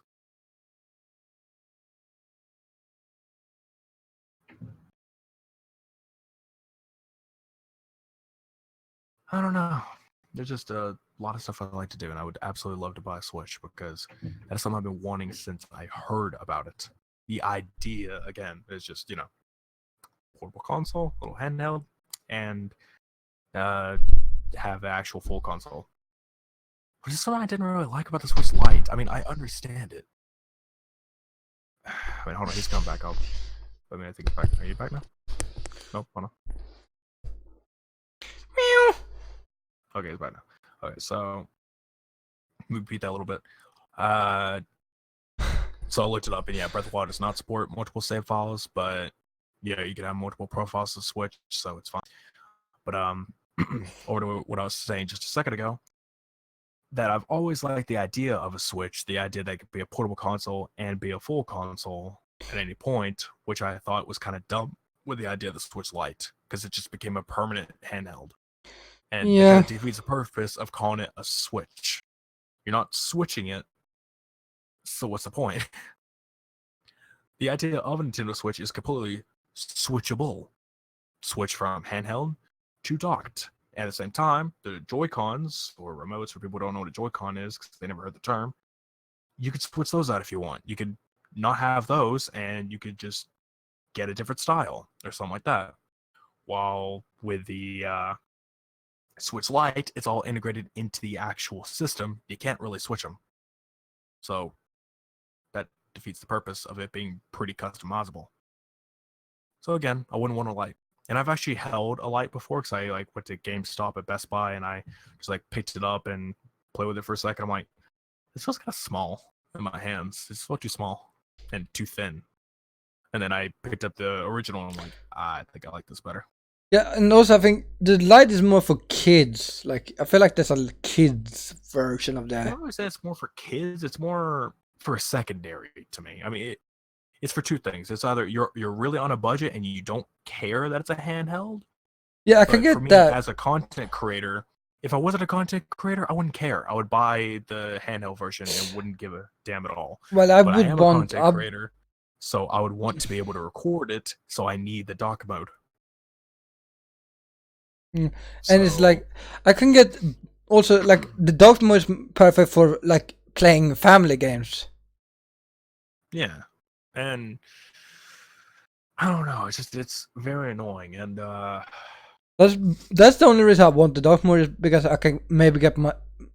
But I don't think my parents would mind that. Like if I had like, oh hey, let's play some games together. Like, yeah. and then I then we have played a little bit, and then none of us and they are like they're gonna do something else, and I'm like, yeah, I take it into my room. So I take the Switch itself to my room and play without. Yeah, that's a thought. And another thing is with the light, it's just I don't know. I mean, again, it's mostly for those who don't really care for it, or at the same time, it's a secondary. So, say you already have the Switch, you can literally just have that Switch as docked mode forever. You don't really need it to be portable. It just you have the light. You can take that out everywhere because it's more for portable use. That's the entire idea. So you don't have to worry about it. That makes sense to take on the go while you keep your original at home. Mm. That makes sense. Or at the same time, it could be for another family member. So let's say you have your Switch and you get the light for someone else, or vice versa. It's someone else in the house has a Switch, you get the light. Now you can play multiplayer just like that with your own console. Yeah. It's right there. It's just a little handheld, just for one to work gimmick.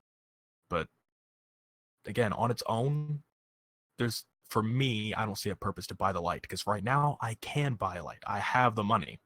I have the money to buy a light right now, but I don't want to because I want the dock mode. Yeah, I would want to buy a light too, or actually I wouldn't mind buying either right now because The thing is, I wouldn't want to, but if someone did buy it for me, I wouldn't complain at all. So if someone just randomly I guess for Christmas or something, bought me the light and I had the original already, or if I didn't have one at all, yeah, you could I'd send perfectly me the accept light. Wink, wink. right. I mean, I would perfectly accept the light. I would take it and be like, yep, I'm perfectly okay with this. Thanks. But I would never buy it myself. I don't see the point in me buying it. But if someone else did, I will perfectly accept it, play it all the time. Yeah. I still want a new 3DS though, like the new model. Still want one of those because I can mod that and I can actually stream with it because you can stream the video feed to computer when it's modified and then record it or stream it or whatever. You can't do that with the older ones because it doesn't have enough RAM or whatever. Mm. Or CPU speed. I don't know, but yeah, there's just a lot I'd like. Okay, I have downloaded podcasts on my phone and I'm listening to music on my phone, and the podcast episodes keep popping up. Like, I don't need to listen to a podcast while I'm doing a podcast phone. But Get your why don't you priorities want to straight. listen to a podcast while doing a podcast? It makes no sense. I mean, if it's Those our are- podcast, I would not recommend to listen to that. Well, the first episode of our podcast is on my phone. I need to delete it because it's already uploaded, so I don't need it on my phone anymore. But still, Yeah. I don't know. But do you know? since talking about the Switch, I just really can't stop thinking about it. Stop And I have thinking to about wait till Switch. Yes. I have to wait till about Friday or something, because that's around when I get paid. So I have to wait till then to pay for it. Or I mean, there's this other person that I'm like talking with, or not really talking with. It's like there's like a convenience store near my house and everything. They don't really look like they would sell it. They look like a normal gas station type of store, but they apparently do sell Switches, or they would go out and buy it from some other market or something. And they say they will sell it for half the price that Walmart would. So Walmart is $300, so technically they would sell it for 150. And if that's the case, and it's in perfect condition, I would absolutely buy from them. Yeah. So wondering how that would go. Thing is, I think they're buying it from another market, so it could be some like I don't know. I think the guy who owns the place is Pakistani. I don't Now remember what he comes a is, but question also. it, Soon it comes with the question: cruising. if it's another region of Switch, would screw up me trying to play it? Or would it be if I try to play physical copies of the game, because the Switch does, I think it does have a region lock? Would that edition be able to play US region Switch games? Or would it be software wise, not hardware? So, if I say software US region, it would allow me to play a US game. I don't know. Hard thing to tell. I feel like the reading lock is so dumb. I never understood the idea of that. I mean, it makes no sense. I mean, I get Why would you not? Japan that is have their own I language don't even get. into the I games. don't even get that. I mean, I understand language barriers, but regional lock makes no sense because there's some games you don't need to know the language.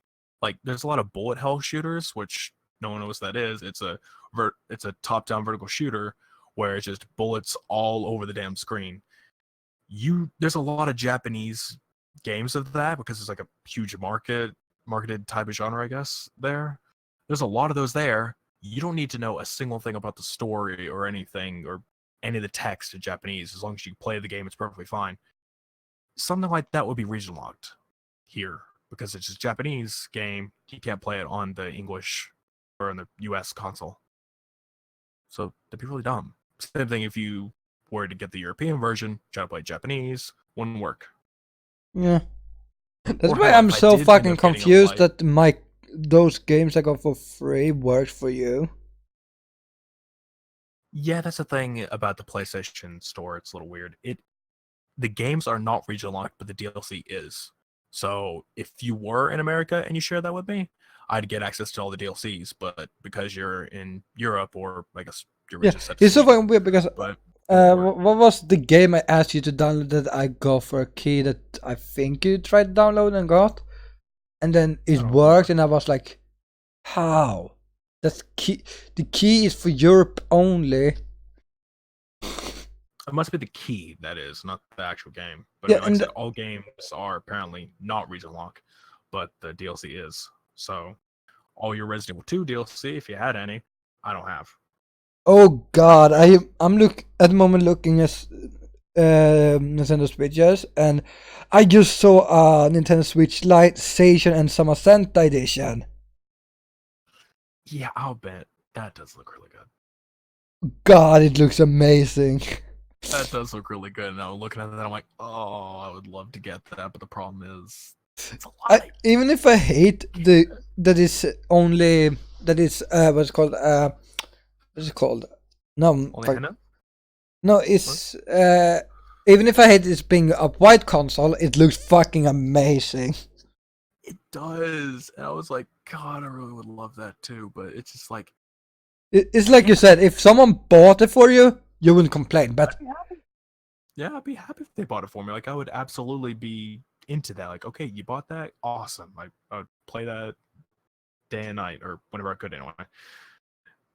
But I can't buy it myself. Knowing that it doesn't have a dock mode, I myself can't buy it. yeah, Like I said, I understand everybody on a budget. It makes sense. Buy the thing. It's great that it's $100 less, but I just can't. I'd buy it myself if it were just for the fact that I myself wanted to play the games. But I want to stream the game sometime, so I have to have a full. And true, you could say, because I have my job and everything, I'm always going to be getting more money. I could buy the light now play the games for myself, then later buy the full, or next year I'm pretty sure they're saying they're going to be making a Switch Pro, so I could buy the Pro when it comes out later, start streaming then. But again, this is more time going on. I'd rather save the money now, buy the full, then get whatever else later. I don't need to get the light at all, but I can if I want to. Yeah. It's one of those priority type of things. It's just like, if I really just wanted to play the games for the games, not stream it, I'd get the light. I'd go ahead and go grab that. I would have already had that if I... Don't forget to get Minecraft also. Minecraft for Switch. Yes, I get Xbox achievements. I still find that so hilarious. Minecraft for Switch, but you could get Xbox achievements on it. Like, huh? So I'm waiting for like High or somebody to get Minecraft for Switch, because then we could all play it together on the Bedrock edition. Yeah, I could play on PC, you could play on PS4, they could play it on the Switch. It'd work. But no. We are finally connected as one. Or I could play on Xbox, and then and Cup could play it on PC, and then we have all platforms put together.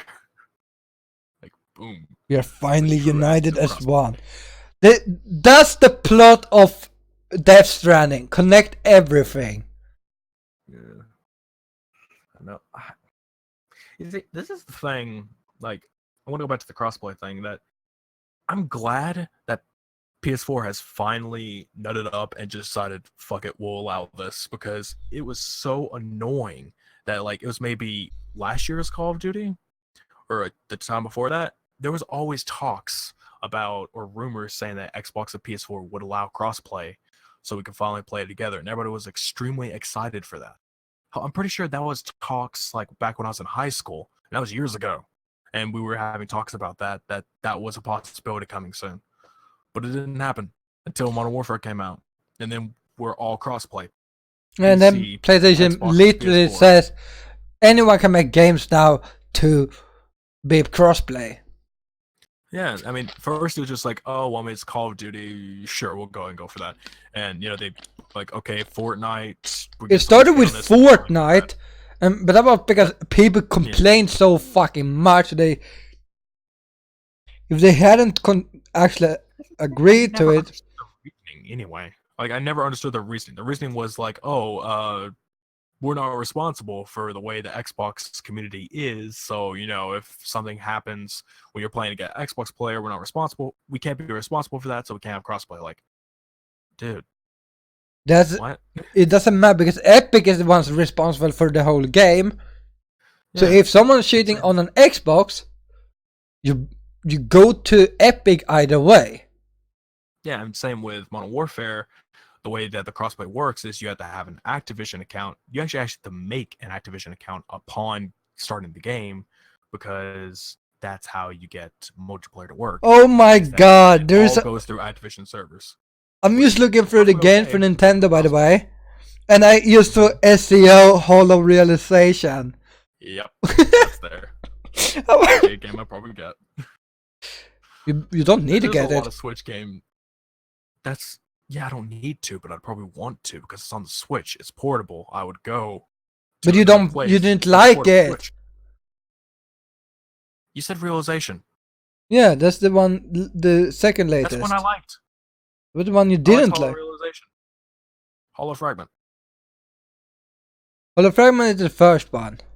Hollow Fragment, whatever. But I didn't really like it. I thought it was kind of bland. Like, gameplay-wise. It's just like it... Sword Art Online Fatal Bullet. Complete Edition. That I'd probably grab. I gotta say this. Really compared to... Well, you can't get Fatal Bullet on PlayStation, because I own that on a disc. I know. That's why I said I'd probably grab it on Switch. Or, I mean, I'd probably grab it on anything. But, I mean, when I get the Switch, that's the thing that's going to become a real issue with me. Is I might buy a ton of Switch games, because I could take that anywhere. So it's just I might buy a lot. And yeah. Plus the limited edition games, like that's a service, the limited run games, they mostly work with PS4 and Switch games. A lot of Switch games though. So I have buy from noticed them a that. lot. Yeah, a lot of physical versions of Switch. You need to get Rick on a Switch. Complete the platforms. Get it on every platform I own. Oh god, I'm just thinking Rico. Nintendo Get Switch. Rico on my I just need to have one of those moments where you take a picture and you have all the platforms you own on the same game, and it just like take a full picture, be like, look what I got. I'm probably gonna. I could do that almost with Skyrim. Anyone could do that with Skyrim, dude. It's freaking everywhere. I fucking remember the first meme they made when they announced. One of the first memes they made when they announced.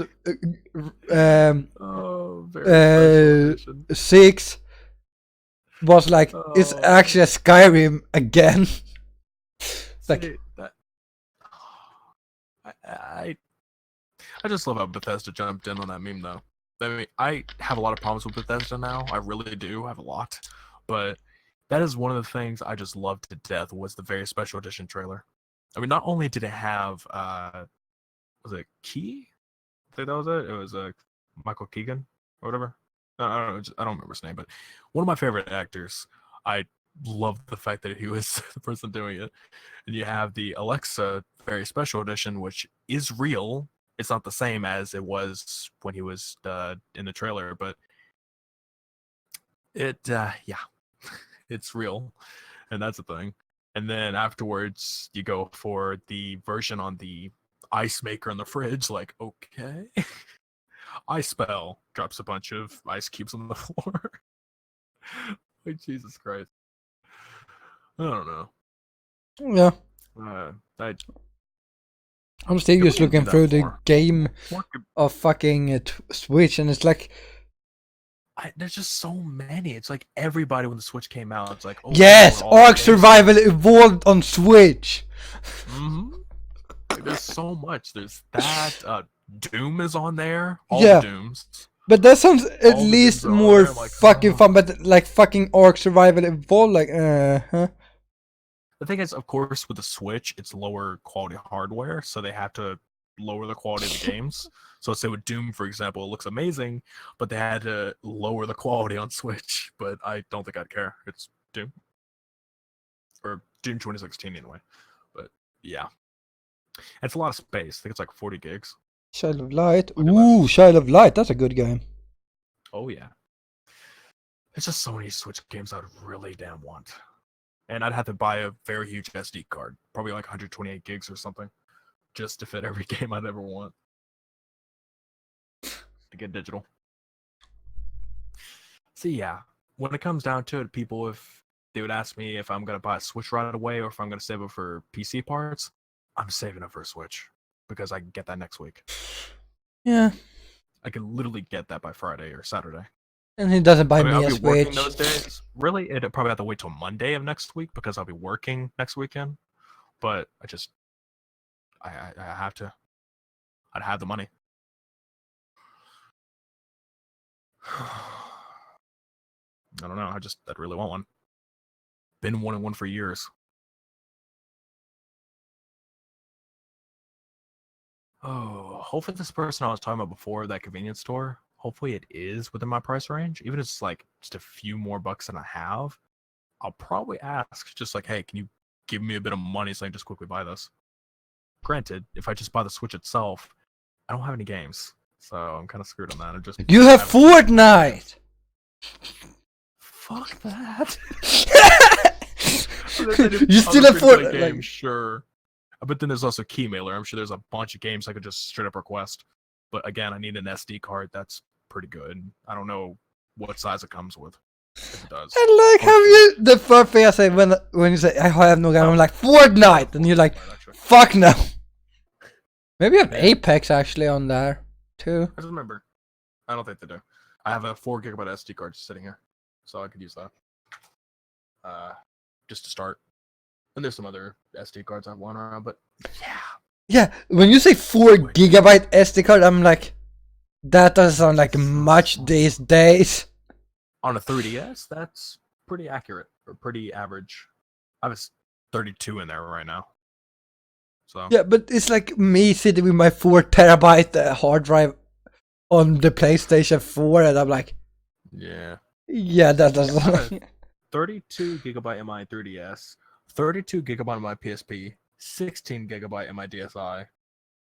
I'm loaded. I just need like some bigger for the Switch when I get it. Get like a 64 or 128. The thing is, that's the thing with like micro SD cards. They're very sketchy online. I have to go to like Walmart and buy one because that's the only way I know it's gonna be good. Because online, you don't know what you're buying. You can buy one that is fake. Like even if it's by Samsung or by SanDisk or whatever, you buy it, you don't know if you're actually getting what you're supposed to be getting. Yeah. Because you could buy one that's like 128 gigs, but when you try to use it, it'll only fill up to like 32. It won't go any higher. Oh yeah. Do you know? I was looking at the Square Enix store like 2 weeks ago because I was gonna check for what the deluxe edition costs for Final Fantasy, and I was on an American store because I had my VPN on by accident. And do you know what it says in their description? Like, we are not responsible if anything is broken or stolen. Yeah, that's a lot of things. And then we go to the European one, it doesn't have that. Because they are responsible. If they deliver something, it has to be delivered. Oh god. Yeah. On another note for the Switch, I just remembered something. Don't trust. Am I gonna have to do the taste test? Because I know it's it's old. It was when the Switch came out, No. the God cartridge fucking no. taste test. I thought that was so stupid that was even a thing. I mean, I understand why they, Nintendo did what they did, but I don't know why people decided they had to taste it. Because they put for people who don't know, for some reason, they put an extra coating on all Switch cartridges, which is to make it taste very bitter. And the reason why is because kids would always grab other cartridges, say from the DS or 3DS, and would try to eat it. But if you put that bad coating on, it tastes really bad, so the kid won't want to eat it because they know it tastes bad. Unless the kid is too dumb to fucking understand it. Either that or if their taste, what do you call that? Just like their taste buds don't work. Then how the hell would they know? But yeah, it's supposed to taste really bad. You are a good parent and have sight on your kid. All the time. Yeah, that's how it should be. I'm not a parent, but I have a little sister.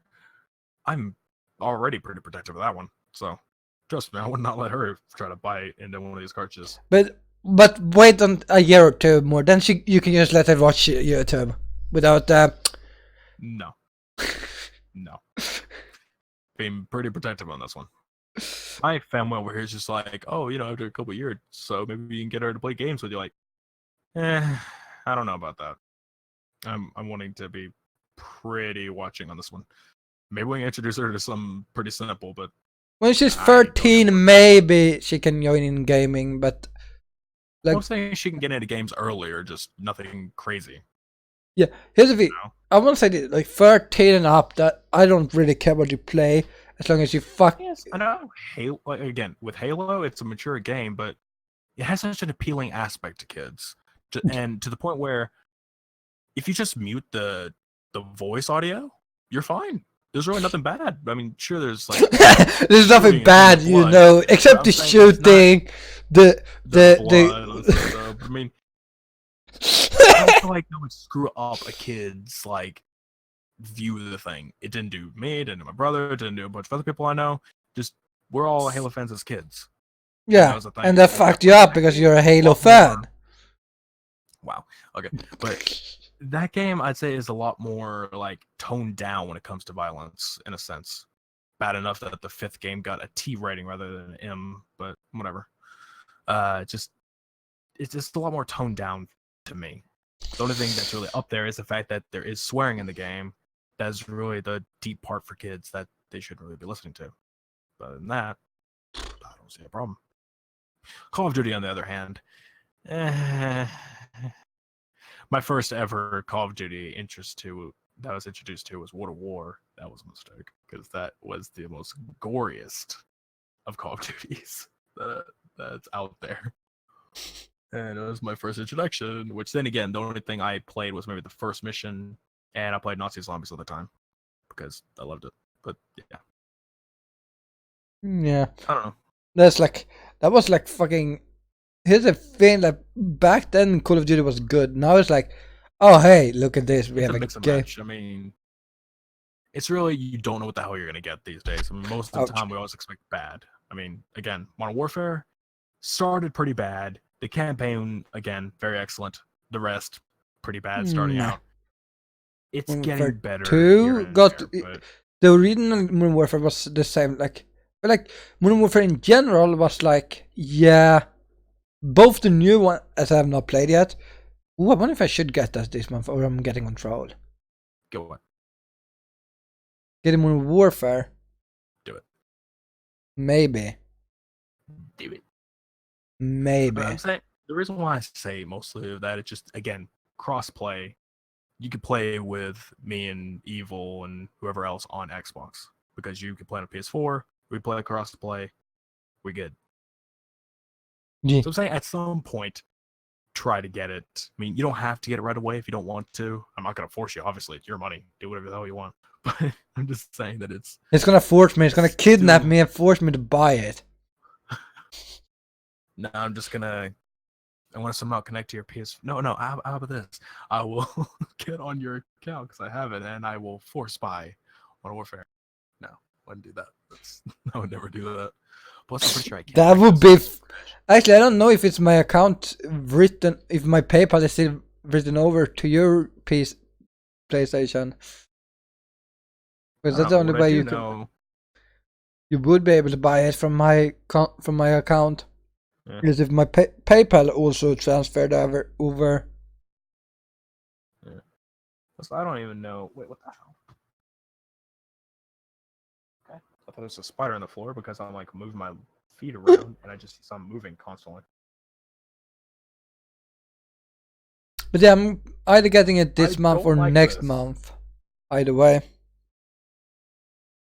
I don't like this. It's like this big brown spot, and it makes me think there's a spider there, but I think it's just like lint or something. Can you stop being paranoid? Well, it's a spider that looks that big. It looks like it could. Yeah, good for you. Want a fucking medal or something? Yeah. I don't know. I'm so fucking mean to him right now. Like, Jesus, do you want a fucking medal too? Trust me, if you saw a spider next, like, say, right there next to your feet, how would you react? With no. If I see a fucking spider, I would be more surprised because I live in the 6th floor and we shouldn't have spiders here. Live in the middle. That doesn't matter. By the way, Fortnite X Star Wars. Oh yeah, they have a freaking Star Wars thing going on right now. They try everything to be popular. They had Batman like Avengers, Thanos, Avengers, Batman. They have Star Wars. I don't know. That's the wrong password. I've changed password since I logged into this. There's just a lot of Switch crap. I would just really want to keep thinking about that. But again, the Modern Warfare thing, I'm just saying that with the crossplay thing and with it getting more missions, the latest Spec Ops missions I haven't even played yet, but it's just something you could join in and actually do. Ow. Yes. Better. I don't know. It's something you could do. Be more fun. Have some games to play. Me and Evil and one more friend of ours. We'd have 4-player matches, which is hard to find these days. 4 players in a party. Maybe then we can finally beat that one map. First tank Spec Ops mission, which is super annoying to beat. Oh, if we have 4 people, we don't have to worry about stupid randos. We know everyone there. Yeah, don't trust anyone. Yeah, randos are really annoying half the time. That's why I rarely play multiplayer games, but that has a lot of people alone. I need at least 2 or 3 people to play with, or 1 people extra. Yeah. I wanna watch the deals and offers. Okay. Later. Deal or no deal? Okay. Deal or no deal? No deal. Aww. How long we've been into this? Almost 2.5. Or we have done 2.5. 2 hours 37. Well. Oh, I can get Re 7 for 149, or that's like $14 on PlayStation. Oh, I mean it's pretty good. I mean I've only played the beginning of it though. Yeah, and you still want to complete it, but you know. Yeah. You don't own it, right? Or did you lose it because? Oh, no, PC. Why haven't you continued? Because I just haven't continued. But why? I don't know, it just happened. I mean, I got to a point where it just like was really annoying to play. Because okay, something new came out that he rather played. There's that. But there's that, and then at the same time, I'm not really a big fan. I mean, yeah, that's really cool, the mechanic wise and everything, but I don't like the idea that there's always someone always walking around the same halls as me. And it's just, at the same time, I never know if I'm going to get attacked or whatever, and they're invincible characters. So, say, the father in Resident Evil 7, he's always walking around the house. It's annoying. And then Resident Evil 2, same thing with Mr. X.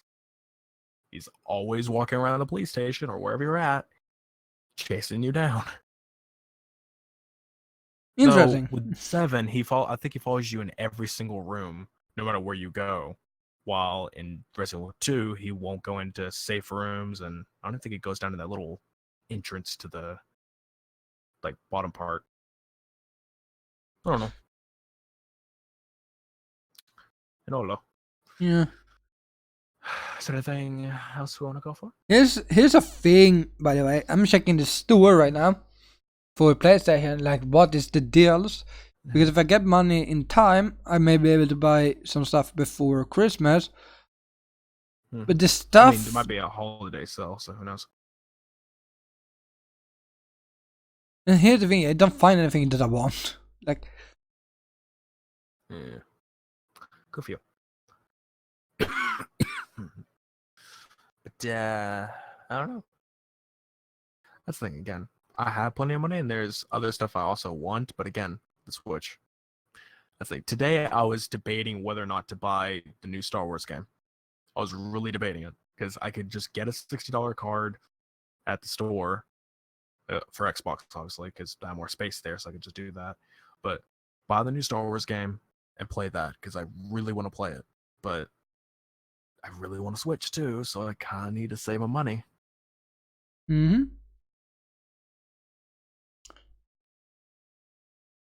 And if I spent 60, that is what? I mean, that depends. Do you want to wait 1 month extra for the Switch, or do you want? Well, like I said, I'm probably gonna wait a week because I get paid every week. So I get paid, basically I'll work a week and the next week's payment is the payment from that last week. So what I just got paid is what I got paid for the week before. And the week that I just finished, I'll be getting paid around Thursday or Friday. Well, Yeah. probably Friday or Saturday because that's when I'll be working, so they just give it to me. Yeah. Yeah, I don't find anything I want this month. Right now. Yeah. And the free games this month wasn't the best. Okay. So if I bought that $60 card, I have $178 left. And that puts me way lower. The more money I have now, and then I get money on my next check, the more likely I could buy some more games along with the Switch that I buy. So I just bought the Switch itself. Again, I'm stuck to just free-to-play games or whatever I get from Keymailer rather than the good stuff. Yeah. Because again, I at least want Breath of the Wild. That's the main game I want. While Mario Odyssey would be the second thing I'd want right away. Other games, nothing yet. Maybe there's a lot of games I definitely want from there too. Might be like Switch bargain sales or something, like or like game bargain sales at GameStop or something. Like some that are like really cheap and just grab like $20 or $10, something like that. So that'd be nice. Yeah. That'd work a lot better. Still kind of annoys me that some games are still $60 when they're years old. Like yeah, Breath of the Wild. I don't feel like it should be 60. It should be like 40. Yeah, That's what I feel that like. I kind of hate too. Is like older games being still kind of super expensive after like 3 years, and you're like, why? Same thing with DLCs, like with Call of Duty DLCs. We'll say, for example, like when The all the game may Halo have been games lowered, came but the with backwards DLCs is the compatibility. same fucking price as the game that has been lowered. That's I like, know. and Like- you're like, but why would I buy the DLCs then?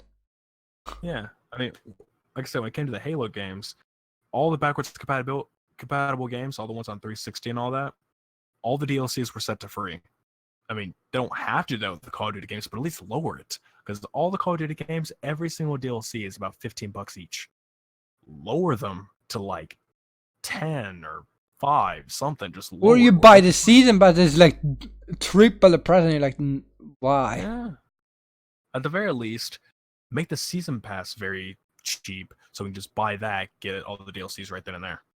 Yeah. I don't do something because I would love to play a lot of the old Call of Duty maps and all the extra stuff that it came in modes like Modern Warfare 3. A lot of spec on missions came from DLCs, and there's a bunch of other stuff came from DLC, and I can't do anything about it because I'm not gonna buy the DLC for that. I don't get. I mean, I get the idea of it's gonna cost money. I get that, but like, I mean, they could still make money off the game, but stop making it so much. yeah. And if the game is, we say like, if there's as Advanced Warfare, like the what is that? There's like 3 games ago. You don't need to have that expensive anymore. Well, it's more than 3, but yeah. Because after Advanced Warfare, it was Black Ops 3, then Infinite Warfare, World War 2, then Warfare. Yeah. Yeah, it's a long time. It was a long time ago, but it's still fucking expensive to get DLCs. Yeah, that's pretty stupid. I don't remember when, but I apparently got all the Advanced Warfare DLCs. Which did you say? I said apparently got all the Advanced Warfare DLCs. I think my brother bought the season pass or something, but I got all of it. I got all for that. I got everything on Black Ops 4. Everything on Black Ops 3 on Xbox. I just have a lot. Yeah. Ghost I cared not for. Infinite Warfare, didn't care at all. I barely played Infinite Warfare. I played maybe when the trial came out. I played the first mission. Then I played the first zombies level a few times. Maybe played multiplayer once. And I didn't care for Infinite Warfare.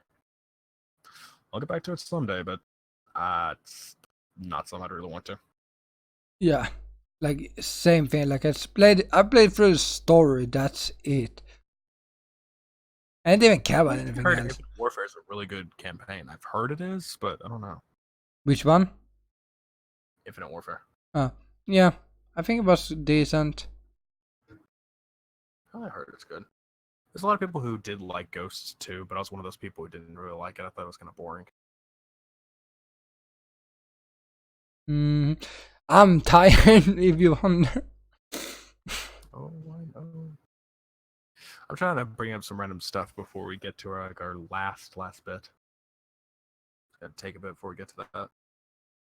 My Little Pony. No. Aww. Never talk about My Little Pony. Yeah. Our review segment. We'll get to that at some point. I figure in the last 20 minutes or so, because I don't feel like it's going to take too long. Because honestly, I don't even remember much that happened. Hey, we have like what 6 episodes because we skipped last weekend. Or is it 5 episodes? We have 5 episodes to review. We have 5, 6, 7, 8. I don't remember what on that bit. 6, 7, 8, 9, 10. I think we have to review. God fucking damn it! I don't remember 6. I remember 7, or I kind of remember 7, but that was because it was shit. Why are you not on my stuff? What are you talking about? Where'd you go?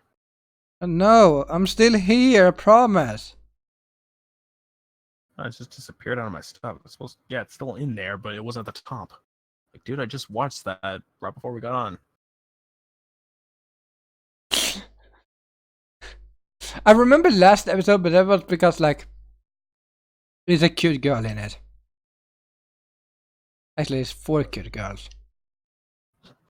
Fair eye. Honestly, that last episode was really funny for me. Yeah, but we're not gonna talk about that because we're not ending it. We'll talk about it in a bit. Let's see. We can mention about how I trashed Dragon Ball Z before the stream. Dragon Ball Super, but close enough. Hey, I trash Dragon Ball Z. I always trash Dragon Ball. You know why? Dragon Ball is trash. Why? Because you waste more time than any anime I have watched. Like, I'll say this: when it comes down to it, the original Dragon Ball is not that way. It is the the original is like straightforward, and honestly is pretty good when it comes to. I don't know if you would count that still as shonen, but point is, it's good. But then I didn't like it that much, but yeah, but it's way better than. And then you have like Dragon Ball Z. It's like a lot of dragging out. I mean, the thing is, I don't know when it came down to the sub. I don't really know much of the story when it came down to that, but the dub, there was a huge reason why it was like both a hit and not a hit, because it was very old. The voice actors were like brand new out of the gate coming into this, so they weren't really as good as like they are now. They were like just very old, so it's a lot of mishaps and everything. So obviously they made a sort of remastered version called Kai, so Dragon Ball Kai. Isn't that the one that is classified as not canon? Because it was. No, it's canon. Which was it? Which one was it that wasn't classified as canon? Is it GT? Yeah. Yeah. But I mean, Dragon Ball Kai is literally Dragon Ball Z, but they took all the filler out, and it's remastered vocals. So they redid all the lines, different soundtrack, all this other stuff. So it's basically a better version and doesn't take up the valuable time. It's a better version. It's a way better version than Z. The thing is, like, for some people prefer the Z soundtrack, mostly for nostalgia reasons. That's really it. But like me, I prefer it just because of nostalgia. There's no other reason for it. So people have made this whatever, like they've made audio tracks that you can replace with the Kai, so it just puts in that old music but still has all the good stuff from Kai. So win-win, whichever you want. But regardless, if people want to get in Dragon Ball Z, watch Kai. Unless you absolutely want to sit through 200 episodes, I think is how much it is. So of Z. Don't of you staring at each other for. Actually, okay. Well, from seasons 1 to 3, maybe 4. No, I think it's just 3 of Dragon Ball Z, or the arcs, really, something like that. And in Kai, it's 100 episodes roughly to get to that ending. Then there's the other bit, like the final chapters of Kai, which is almost about another 100, I guess. But point is, it's just that it's much shorter because they cut out a lot of filler. They cut out a lot of the dragging on and everything. There's not 30 episodes to power up or whatever. So You're okay. They took all that out. And you So, said it was like one episode that was like one time there was like 5 episodes for like 5 minutes or something. 30 episodes for 5 minutes. Yeah. You see, That's guys. how it is in Super 2. There's like from episode 88 or something, or 80 something, to 131 or something like that is supposed to be 45 minutes or 48 minutes. Yeah, Like that. and what is every episode? Like 20 minutes per episode? Rough. Yeah. So think about that. 45 minutes in the series. Over 30 Hours. It's like 5, 6 in real time of hours, like just going. I don't know. It's just a lot, but 45 minutes in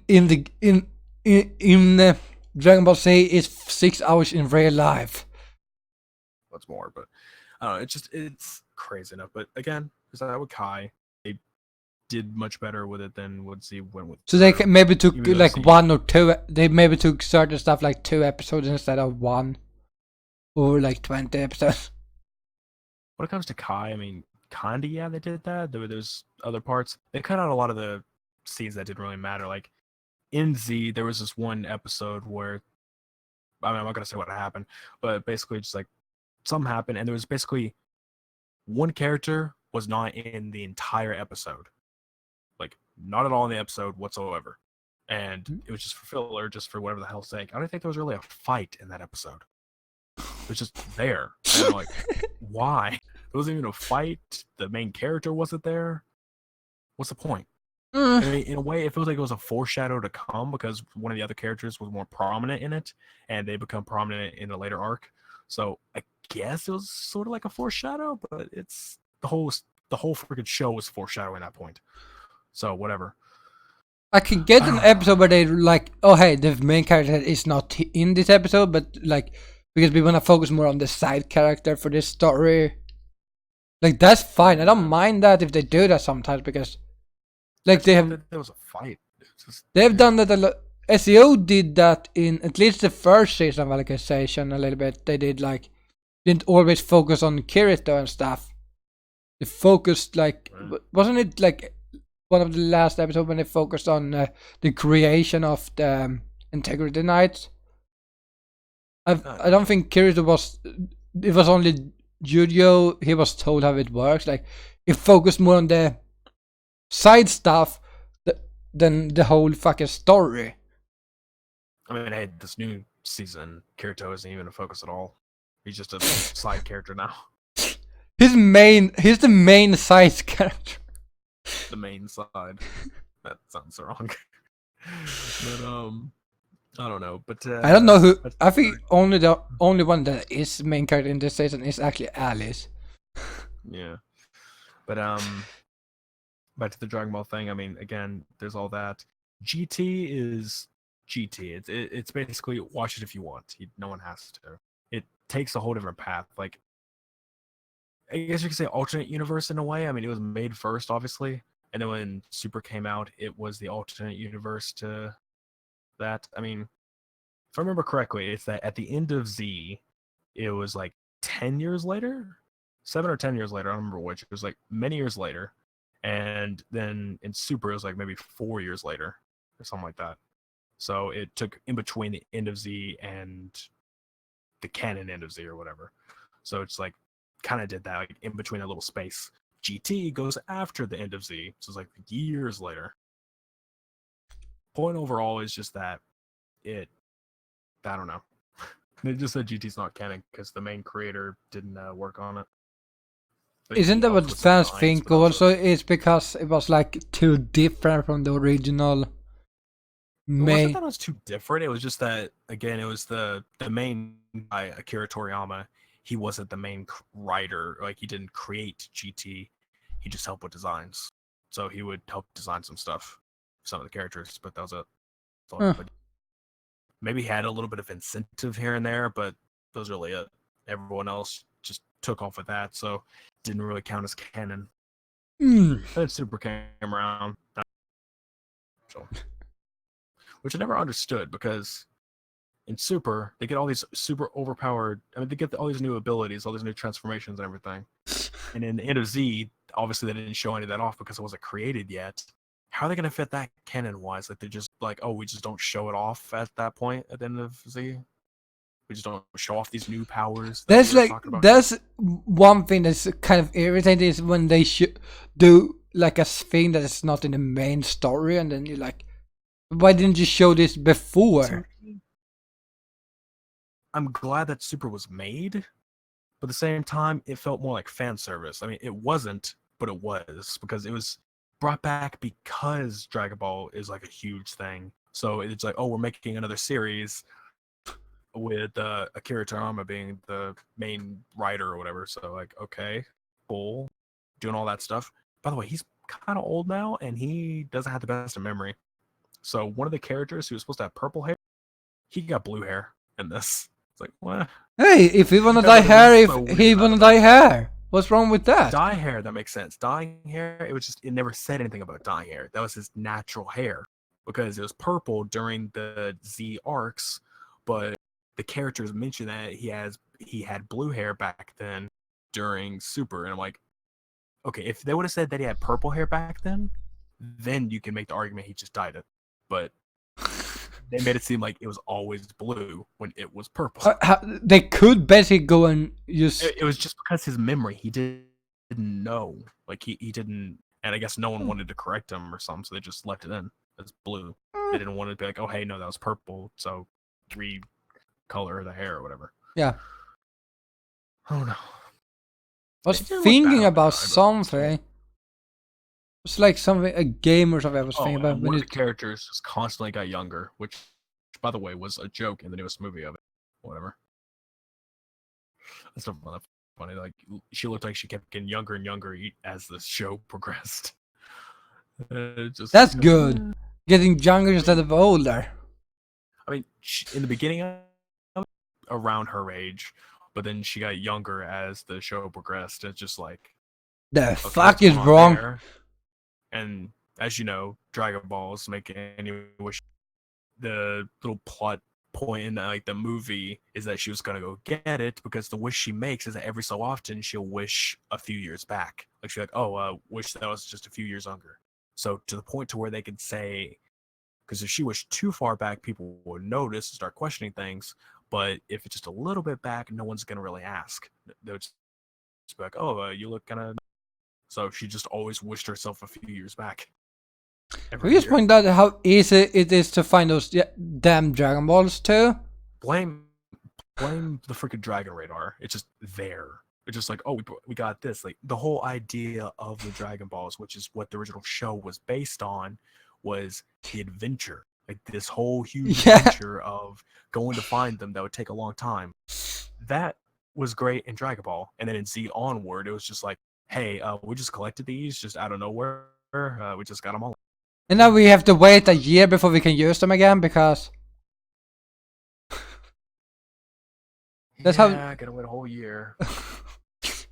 Unless you were using the Namekian ones, those are 4 months, I think. I think 4 months is the Namekian year. I don't freaking know. Point is, there's all that crap. Dragon Ball. That's what we're talking about. Yes, Dragon Ball, and so you wouldn't like this. Explaining some stuff for. Yeah, and I'm trashing it because it's shitty. And it wastes valuable airtime for actual good shows. I mean, we'll say this when it comes down to it. Super had 2 good arcs. Just 2, in my opinion. I mean... Was it like the first 2, or like... No, I mean, the first 2 arcs of Super were movie remakes. So, literally, it was just, they had the Dragon Ball Z movies, Battle of Gods, Resurrection F. They just made arcs for both of those. They rehashed it, redid it in episode form. So it made it slower, it changed the pacing, it made it different, and it made the main antagonist of it different to the point where it didn't feel right. Not to me, and not to a lot of people. So those sucked. Much better. Okay, the first arc, people say don't watch the arc, watch the movie. You can say the same thing for the second one, but you can watch it if you want to. Some people say it's better. I don't know. Anyway, there's that. And then they had another one afterwards. Yeah, I know you're not. But yeah, like this whole arc with her face off against another universe, that was cool in some moments.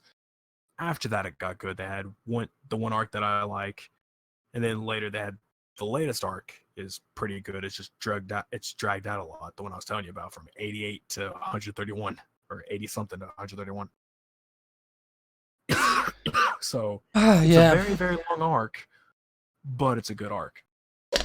There's some episodes you could skip, but it just has really good moments. Sounds like every episode you can skip. Just saying. Not every episode, but a few. Yeah, you can skip a few if you're not interested in the story. If you are, go for it. But otherwise, you don't have to. It's not like you're gonna miss anything. It's just people fighting different enemies in the thing, because it's whatever it is. A few teams, a few different universes going head to head in like a battle royale type of thing. But yeah, that's it. I don't know. Super is a very mixed bag for me. It's good, then it's not good. I read the manga. Better. Well, it's good and bad. It's got its issues, but yeah, the manga. It skips a lot, and it doesn't drag on. So if you just want the story, go there. I guess it will relatively get you there. I don't know. Well, I think we should start wrapping it up. So basically, time for the best time of this year. And in fact, this is the second last time we're gonna do this. Next time it's gonna be the last, because throwing up a spoiler warning for. Oh God!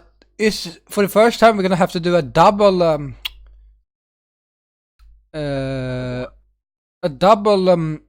because it's the last 2 episodes for the next 2 weeks. So the next episode is gonna be a review of SEO also, because it ends at that time. Unless they that's gonna be. Are they gonna end it though? I don't know. They may actually skip next weekend. Depends. I don't know. So SEO. Let me bring back up. He doesn't fucking remember anything. Yeah, I mean, dude, what is all memorable in this? There's not too much that is memorable in this season so far. It's basically a giant fight so far. Not wrong, but like memorable. 6 to 10 is where we are at right now.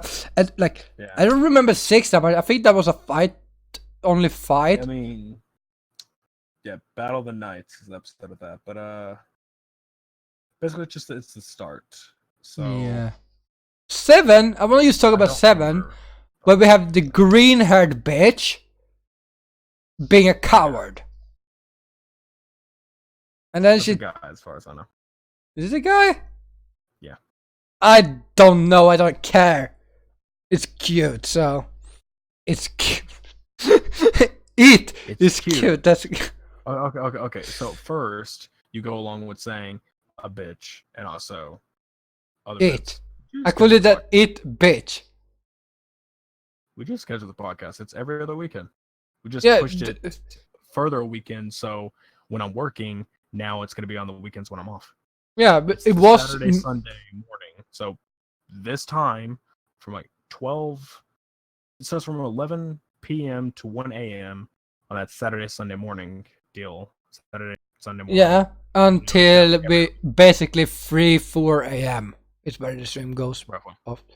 Yeah. EST, by the way. This is all EST. Yeah. So basically, my time, and I think your time is an hour ahead of mine, is we start 5 to 7 a.m. between there, and ends around 9, 10, 11 a.m. every weekend, or every second weekend. Yeah. And so get around to that. But yeah, that green-haired piece of trash thingy that we don't remember. Well, I mean, Renly. It's a new night. It's Renly. Its name is Renly. I know the name. I knew the name. Point being, new night. Very new. Never really been in a fight. Also, was immediately told by the Pontifex that he was a loser. So, what would you expect? And then go back and hide in a tent. As his first memories of anything is just her saying that he is just a piece of trash and that he would never amount to anything. And that's why he became a coward, because obviously he didn't trust himself. Yeah. Cute though. So, They're cute. that kind of stuff happened. Cute.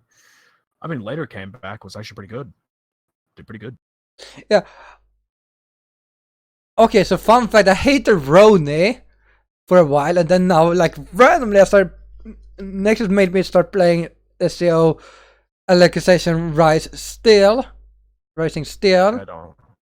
It's your fault that I started playing that, and I started liking Roni. It's all your fault. Well, again, in the first season, they didn't really give her much dialogue and much stuff like over her story. So in the game, they did influence it a bit more, and now she's got more because she's like one of the main side characters. So she's actually one of the main characters this season. She and TS has gotten... Both have become more main characters. Yeah, but still. But and that... Yeah. And I gotta say this, they kind of... They are like good and bad. Like they are a little bit like... I feel like they could do more than just... But because they're trainees, they aren't allowed to do much more because they are under a command that they have to stand back. I don't really remember much from 6 and 7. I just know basically about the Renly stuff. Yeah, 8 I think is also a little bit of Renly about how she... A little bit, but then also the giant Alice moment where she basically just nukes everyone. What the fuck she got in a rage mode? Was that in 8 or... Yeah, was that 8 when she got in a rage mode and just fucking nuked everything? Just nuked everything. And like, okay, half... They basically said that half of their force was dead. It happened twice, actually. We had it the first time, and then afterwards it wasn't that much, but... I mean, you can cut it half twice because, like, you have the remaining force and they cut that in half. They cut it in half twice. Basically, they cut a lot of fucking halves. Well, they cut a fourth the first time, then it got the next 2 fourths. So there's the half. But yeah. So all that happened. And we still have Gabe as a bad guy. You're saying Gabe is still the bad guy. So you know. Quote unquote bad guy, where he just sits at his throne all day and commands people. The pathetic wimp he is. Anyway. Stupid Gabe. And then hey, he's Gabe. Out, hey, do you expect him to do anything? It's Gabe. I can't take it that his name is Gabriel and his nickname is Gabe. Like, if it just kept as Gabriel, I think we wouldn't have much of a problem. But somebody just calling him Gabe just made it absolutely worth making fun of. Like, so how's your day, Gabe? Like, oh, it's good. Now I'm gonna eat a soul. Wait, what? Nothing. Souls. All of our jokes have the same punchline, but with different words. Like, you don't expect that someone named Gabe be the bad. We have said it before. Like, Gabe is the fucking drive-through at McDonald's. I am Gabe. Welcome to McDonald's. Take your order. And your soul. And I want your soul. The price is your soul. Now, I mean, I guess it makes sense. Him being the dark god, being the devil type of character, wanting souls. So yeah, I don't remember much from 6 and 7. I just watched 8 and 9, so I definitely remember that. Didn't you watch 10? 9 and 10, and then what was that? Oh no, yeah. Because 9 is when Stasha appears. At the end. Yeah, I was so fucking happy. I was like so fucking happy. At that point, I was just like, my god, it took forever. I mean, I What was know it? where It took like off. 5 episodes for her to appear or something. That's only because like it happened literally right after, but because of that whole sped up time that they have, it was basically, oh, we have this huge battle that came across the idea of when she was getting put in. But then as soon as she did that, then it comes in. I don't know. Just gotta rewind a little bit. Anyway, Shada, the Synthesis 12. That was an interesting one. Somebody just wants to kill like crazy. Or slash. The episode 8 where that like witch girl. Well, that's another thing entirely, but I don't know what you're talking about. Shada, it was the Integrity Night that was in episode 9. Yeah, that was one fucking. Was that episode 9 too? No, that was 8. That was 9. No, that was 9. That was the one of the creepiest characters they have made this far in a way. That is no like the good guy. That's the creepiest good guy. No fucking emotions or anything. It's like, okay. There's no emotion in general. The other guy is just like a pompous whatever. And he's so pumped fighting her. And she's just standing there taking a hit like nothing. And he's like, what the fuck is going on? I am so happy. Like, what the fuck is wrong with you? Well, that's the excitement of the fight. That's a lot of things going that area, but I don't know. Yeah, that was so fucking great. great. And of course, at the end of the episode, we have Stasha appearing. Stasha at the moment, and then of course we have that going. Kind of weird that they had to have the opera singer go nuts with the Rainbow Light to just have ground be terraformed. But alright, I mean, hey, you do how you want. And I love how Poe, the first thing he said was like, that lightning, that feeling, it is lightning flash. Like, I mean, he knew who it was. He was so fucking happy. I wonder, he survived. 100% he fucking survived. He was happy about it. I think he was happy because one of the people he despises is the Berserker healer, the Flash from SEO. Oh, we didn't even mention that, by the way. The brother who has had no real talks about, obviously became the Dark Knight or whatever the hell that. They're not brothers. They're just working together. Brothers. Are they brothers? Or either that, or they just call themselves that. But I don't know. Anyway, I think they're like brothers in arms. Probably. Anyway, he comes around. He's sneaking around, killing everybody. Tries to sneak up and kill Ronnie. Of course, she has the eyes in the back of her head. That never works. And then, of course, all that stuff happens. Oh, and the best part, obviously, is afterwards. This is 10 at this rate. Oh boy, the love pyramid. I mean, it's like 3 people literally in love with Kira. I was just like, Jesus Christ, like why? But I gotta love the first thing that happens basically when Alice and Asuna meet. Yeah, she immediately attacks. Alice immediately attacks. It's like, oh no, like you're harming him. It's like, and then oh god, I mean, I knew she liked him, but my god. And then Ben Coley comes in with the fucking hand and just pushed him away. No fucking thing, not like protected with hands, gloves or anything. He just like literally his hands pushing the sword aside. Yeah. Boy, you could have been cut by the sword. Nah. He's fine. He's you see the scar on his face? He's fine. Anyway. The other bit that I thought was really funny is Ronnie trying to come in there every 5 seconds, just be like, well, he was my, like, senpai, is my man, my master guy, teaching me stuff. I'm a part of this too. Like, no, just stay out of it. She just kept trying to jump in, like, be a part of the harem bit. I'm like, just, no, stay innocent, get out of here. Get the fuck out of here. Stop this. So don't be a part of this. But that all happened, and it was just hilarious each time. Which, of course, they did put in the funky music every time it happened. Like, okay, that's not necessary. I'm gonna say though, I prefer sort of Lena. She's one of the more amazing characters. Who? The teacher. Oh.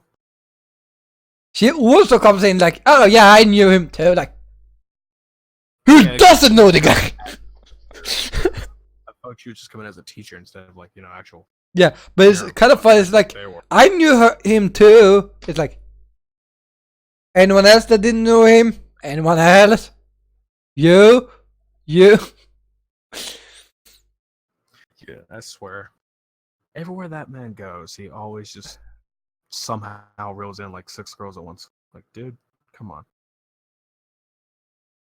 And then one stick one. And he got a girlfriend. Alice makes.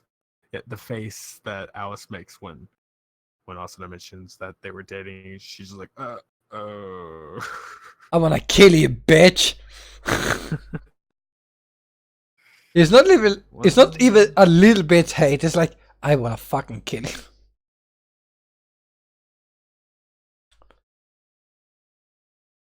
Oh, that just didn't work out very well.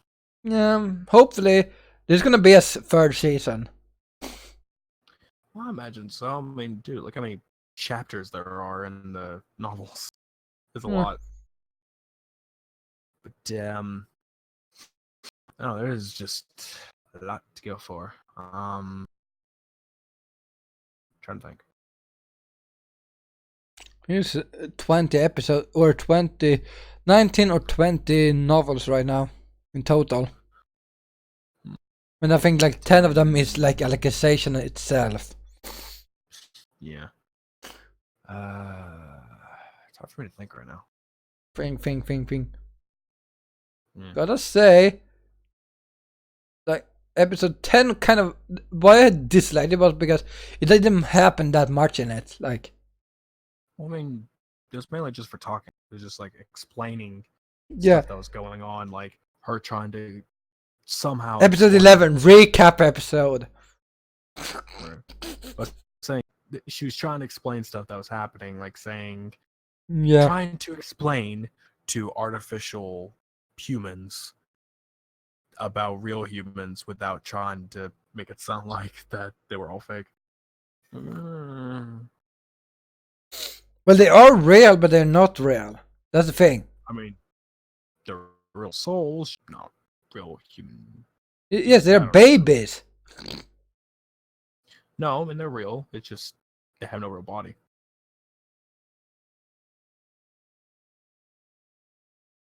Yeah.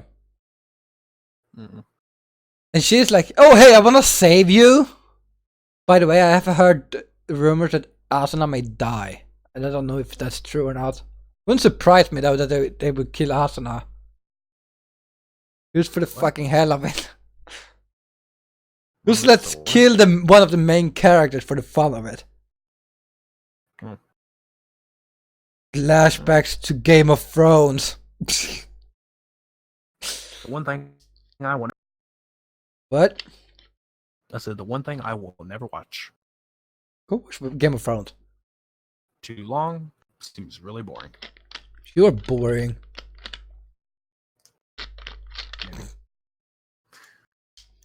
But in reality, though, I feel like it'd be really boring to watch that. So I'm not gonna. But yeah, I don't think we have much else to review about this. Like, except that it was like not that rememberable because it was like said, killing. Talking.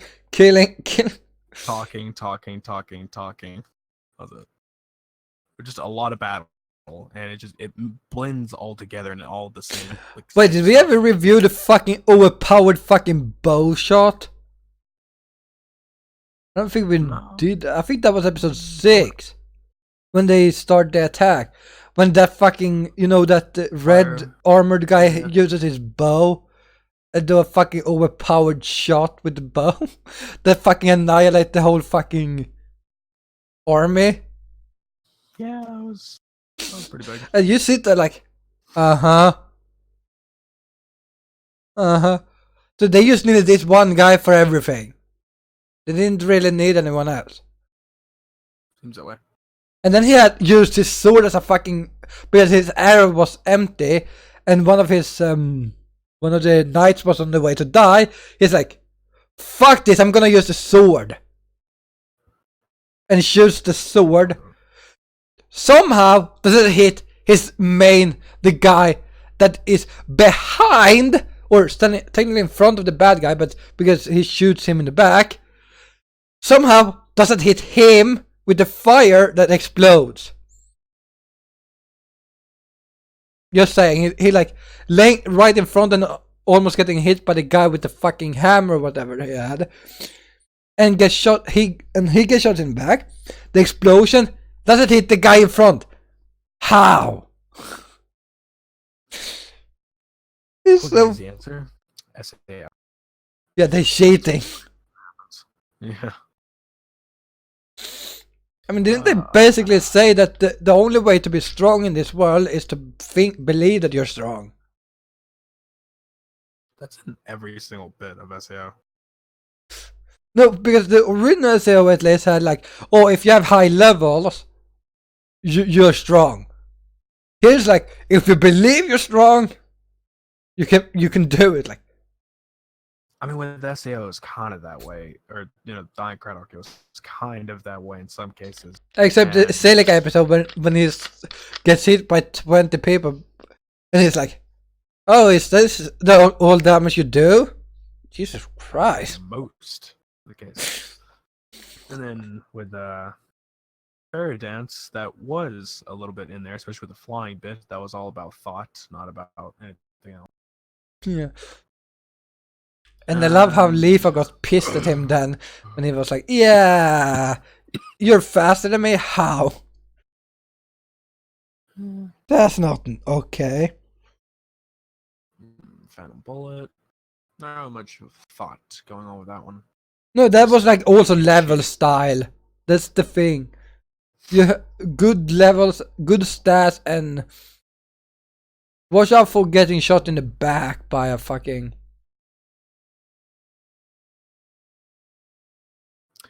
Yeah, just watch out for a Darth Vader ripoff. And probably lock your door properly. Yeah. Have a security system, Resident Evil style. If you try to break in, giant laser grid slices them into pieces when they try to walk in. Got it. Except when the delivery man comes in, because then both your pizza and him are all over the ground. Ooh, poor delivery guy. So, God in heaven, how did you die? I delivered a pizza and then got chopped in half by a laser grid. You know, I think you're gonna go to hell for lying. Just saying. No one would believe that guy if he died and could tell anyone what happened. No one would believe him. So what you say is you got chopped up by a laser grid when delivering a pizza. Yeah. The other bits. No one's gonna believe the story of a guy delivering a pizza then get attacked by like 4 different dolls. Ain't gonna work. Yeah. But with that said, I think we're gonna have our beautiful ending here because There's nothing else to talk about. I mean, this is one of the shorter review parts because it's just there was really nothing to go for, honestly, because it all blends together, all fighting, just a few little hit bits and pieces that were funny, but so yeah, that and fucking Eldry fucking sacrificed himself. No, yeah, that happened too. Damn, I forgot about that. Yeah, like Eldry has to sacrifice himself. He died. Probably didn't follow us on Twitter either. I think he should have followed us on Twitter before he died. Probably. Yeah. I mean, he wouldn't probably like our Twitters. I mean, it's not that good. Probably not. That's for people wondering. I just plugged something. If you didn't understand why, because we're ending. Yeah.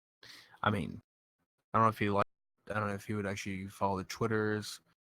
Maybe the streaming platforms. I don't know. I mean, I don't think he's a Twitch guy. Probably more of a YouTube Probably guy. not.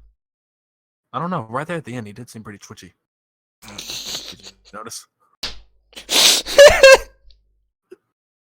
I just remember that he was freaking out during when he was almost dead. So he was getting a little twitchy.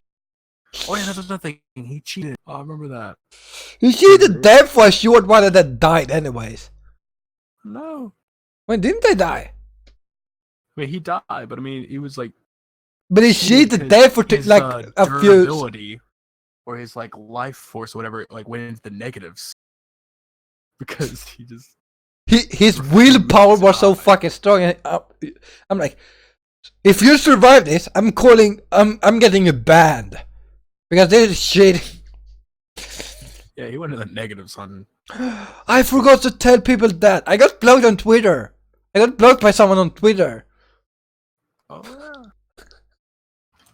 It was so funny because I had an opinion about certain jokes that I don't care if people make certain jokes, and people was like, "Oh, but you shouldn't do it." Like, well, so what you're saying is that you want to censor people doing those jokes, and they're like, "No, but you should." Like, that's what you mean. That if you don't want people to say them, you want to censor them.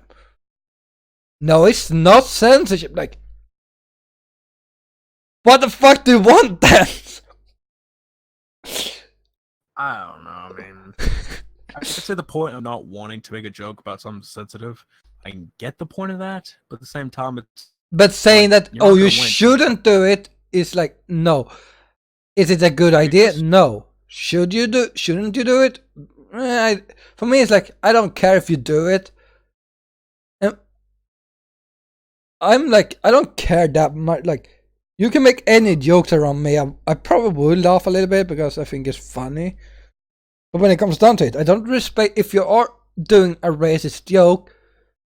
I don't support the joke itself. I just like because often when if you do a proper racist joke, it's a stereotypical racist joke. That's the good ones. That you like I have done about police brutality a lot. Like how when I play Rainbow Six Siege and I'm killing a black person, like making it funny because it's like, oh, this actually happened and it's a black guy, because that's like a stereotypical thing about American cops. It's like, oh, we don't care if you're not white, we're gonna basically brutally murder you.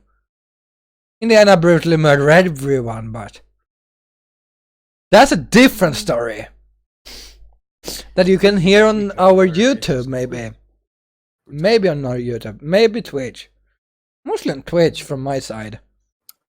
Yeah. And me hating like every fucking character in a game for no reason. You likely won't see me much of anywhere for quite a while because work. Hopefully this Wednesday you will see him live. Hopefully. Yeah, hopefully. I'm gonna force him to fucking download Diablo 3 soon because I want to fucking play that with him. Sometime. There's a lot of other stuff I want to do. Yeah. The idea of playing Chrono Trigger really entered my mind when we were talking about earlier. I do think I really want to play that on stream, but I have to figure out what version I want to play. The My Little Pony one. Yeah, because that exists. Oh. So yeah. And don't forget, we also have our podcast, or one part at least I know about, on Shutterbox or whatever it was called. Castbox. Shutterbox, Castbox, some website that I don't remember because I'm old and yeah, I'm old. Yeah, on my end, I just typed the command. There we go. So yeah, it's Castbox. So basically, yeah, it is this podcast, but it's the audio version. There's only one episode up there right now, and it's probably going to take me a little bit longer to add in the rest. mainly just because I'm tired all the damn time when I get home, and because it's 6 in the morning when I get home, 6:30 or 6:40 roughly, and Or you just upload all the episodes without the fucking intro you want. because I want the intro. It's But- the point to say, because what's the point? I'm going to say that these episodes are rough. Like, I don't want to just like randomly throw the episode at somebody, and that one episode is going to ruin the rest of them. That's my point. I'm saying you don't have to watch this, but it is there for if you want to. That's all I want to say each time. Because if I don't, then they're probably just going to watch one time and think the rest are going to suck entirely and not want to watch any of it, when the rest could be good or not. Yeah. You're gonna be like 200 episodes into it before we're caught up. Possibly. And by then, we both are gonna be dead. Nah. Okay, I'm gonna be dead. A few. Probably a decade. A decade. You think you're gonna live a decade? Yeah, I already have 2. So have you. Oh yeah, wait. Also, last week was my birthday. And when we should have done the podcast, Okay. basically it was my or right after my birthday. So I'm older now for this podcast. Older and wiser. I doubt that latter part, but good for you. Do you want to pick? My fan is frozen.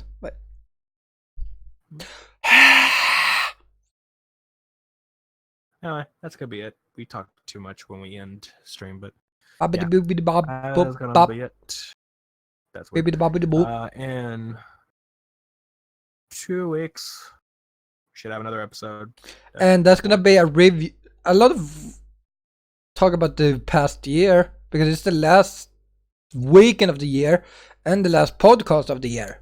At that point, I believe we will be having our decade talk because that is the end of a decade, or not really at the end of a decade. Yeah, kind of. It's a start of a new decade after this year's over. Yeah, that is also true. It's like the last of the 10s, we into the 20s, 2000s. So yeah. Oh yeah. See you guys next time.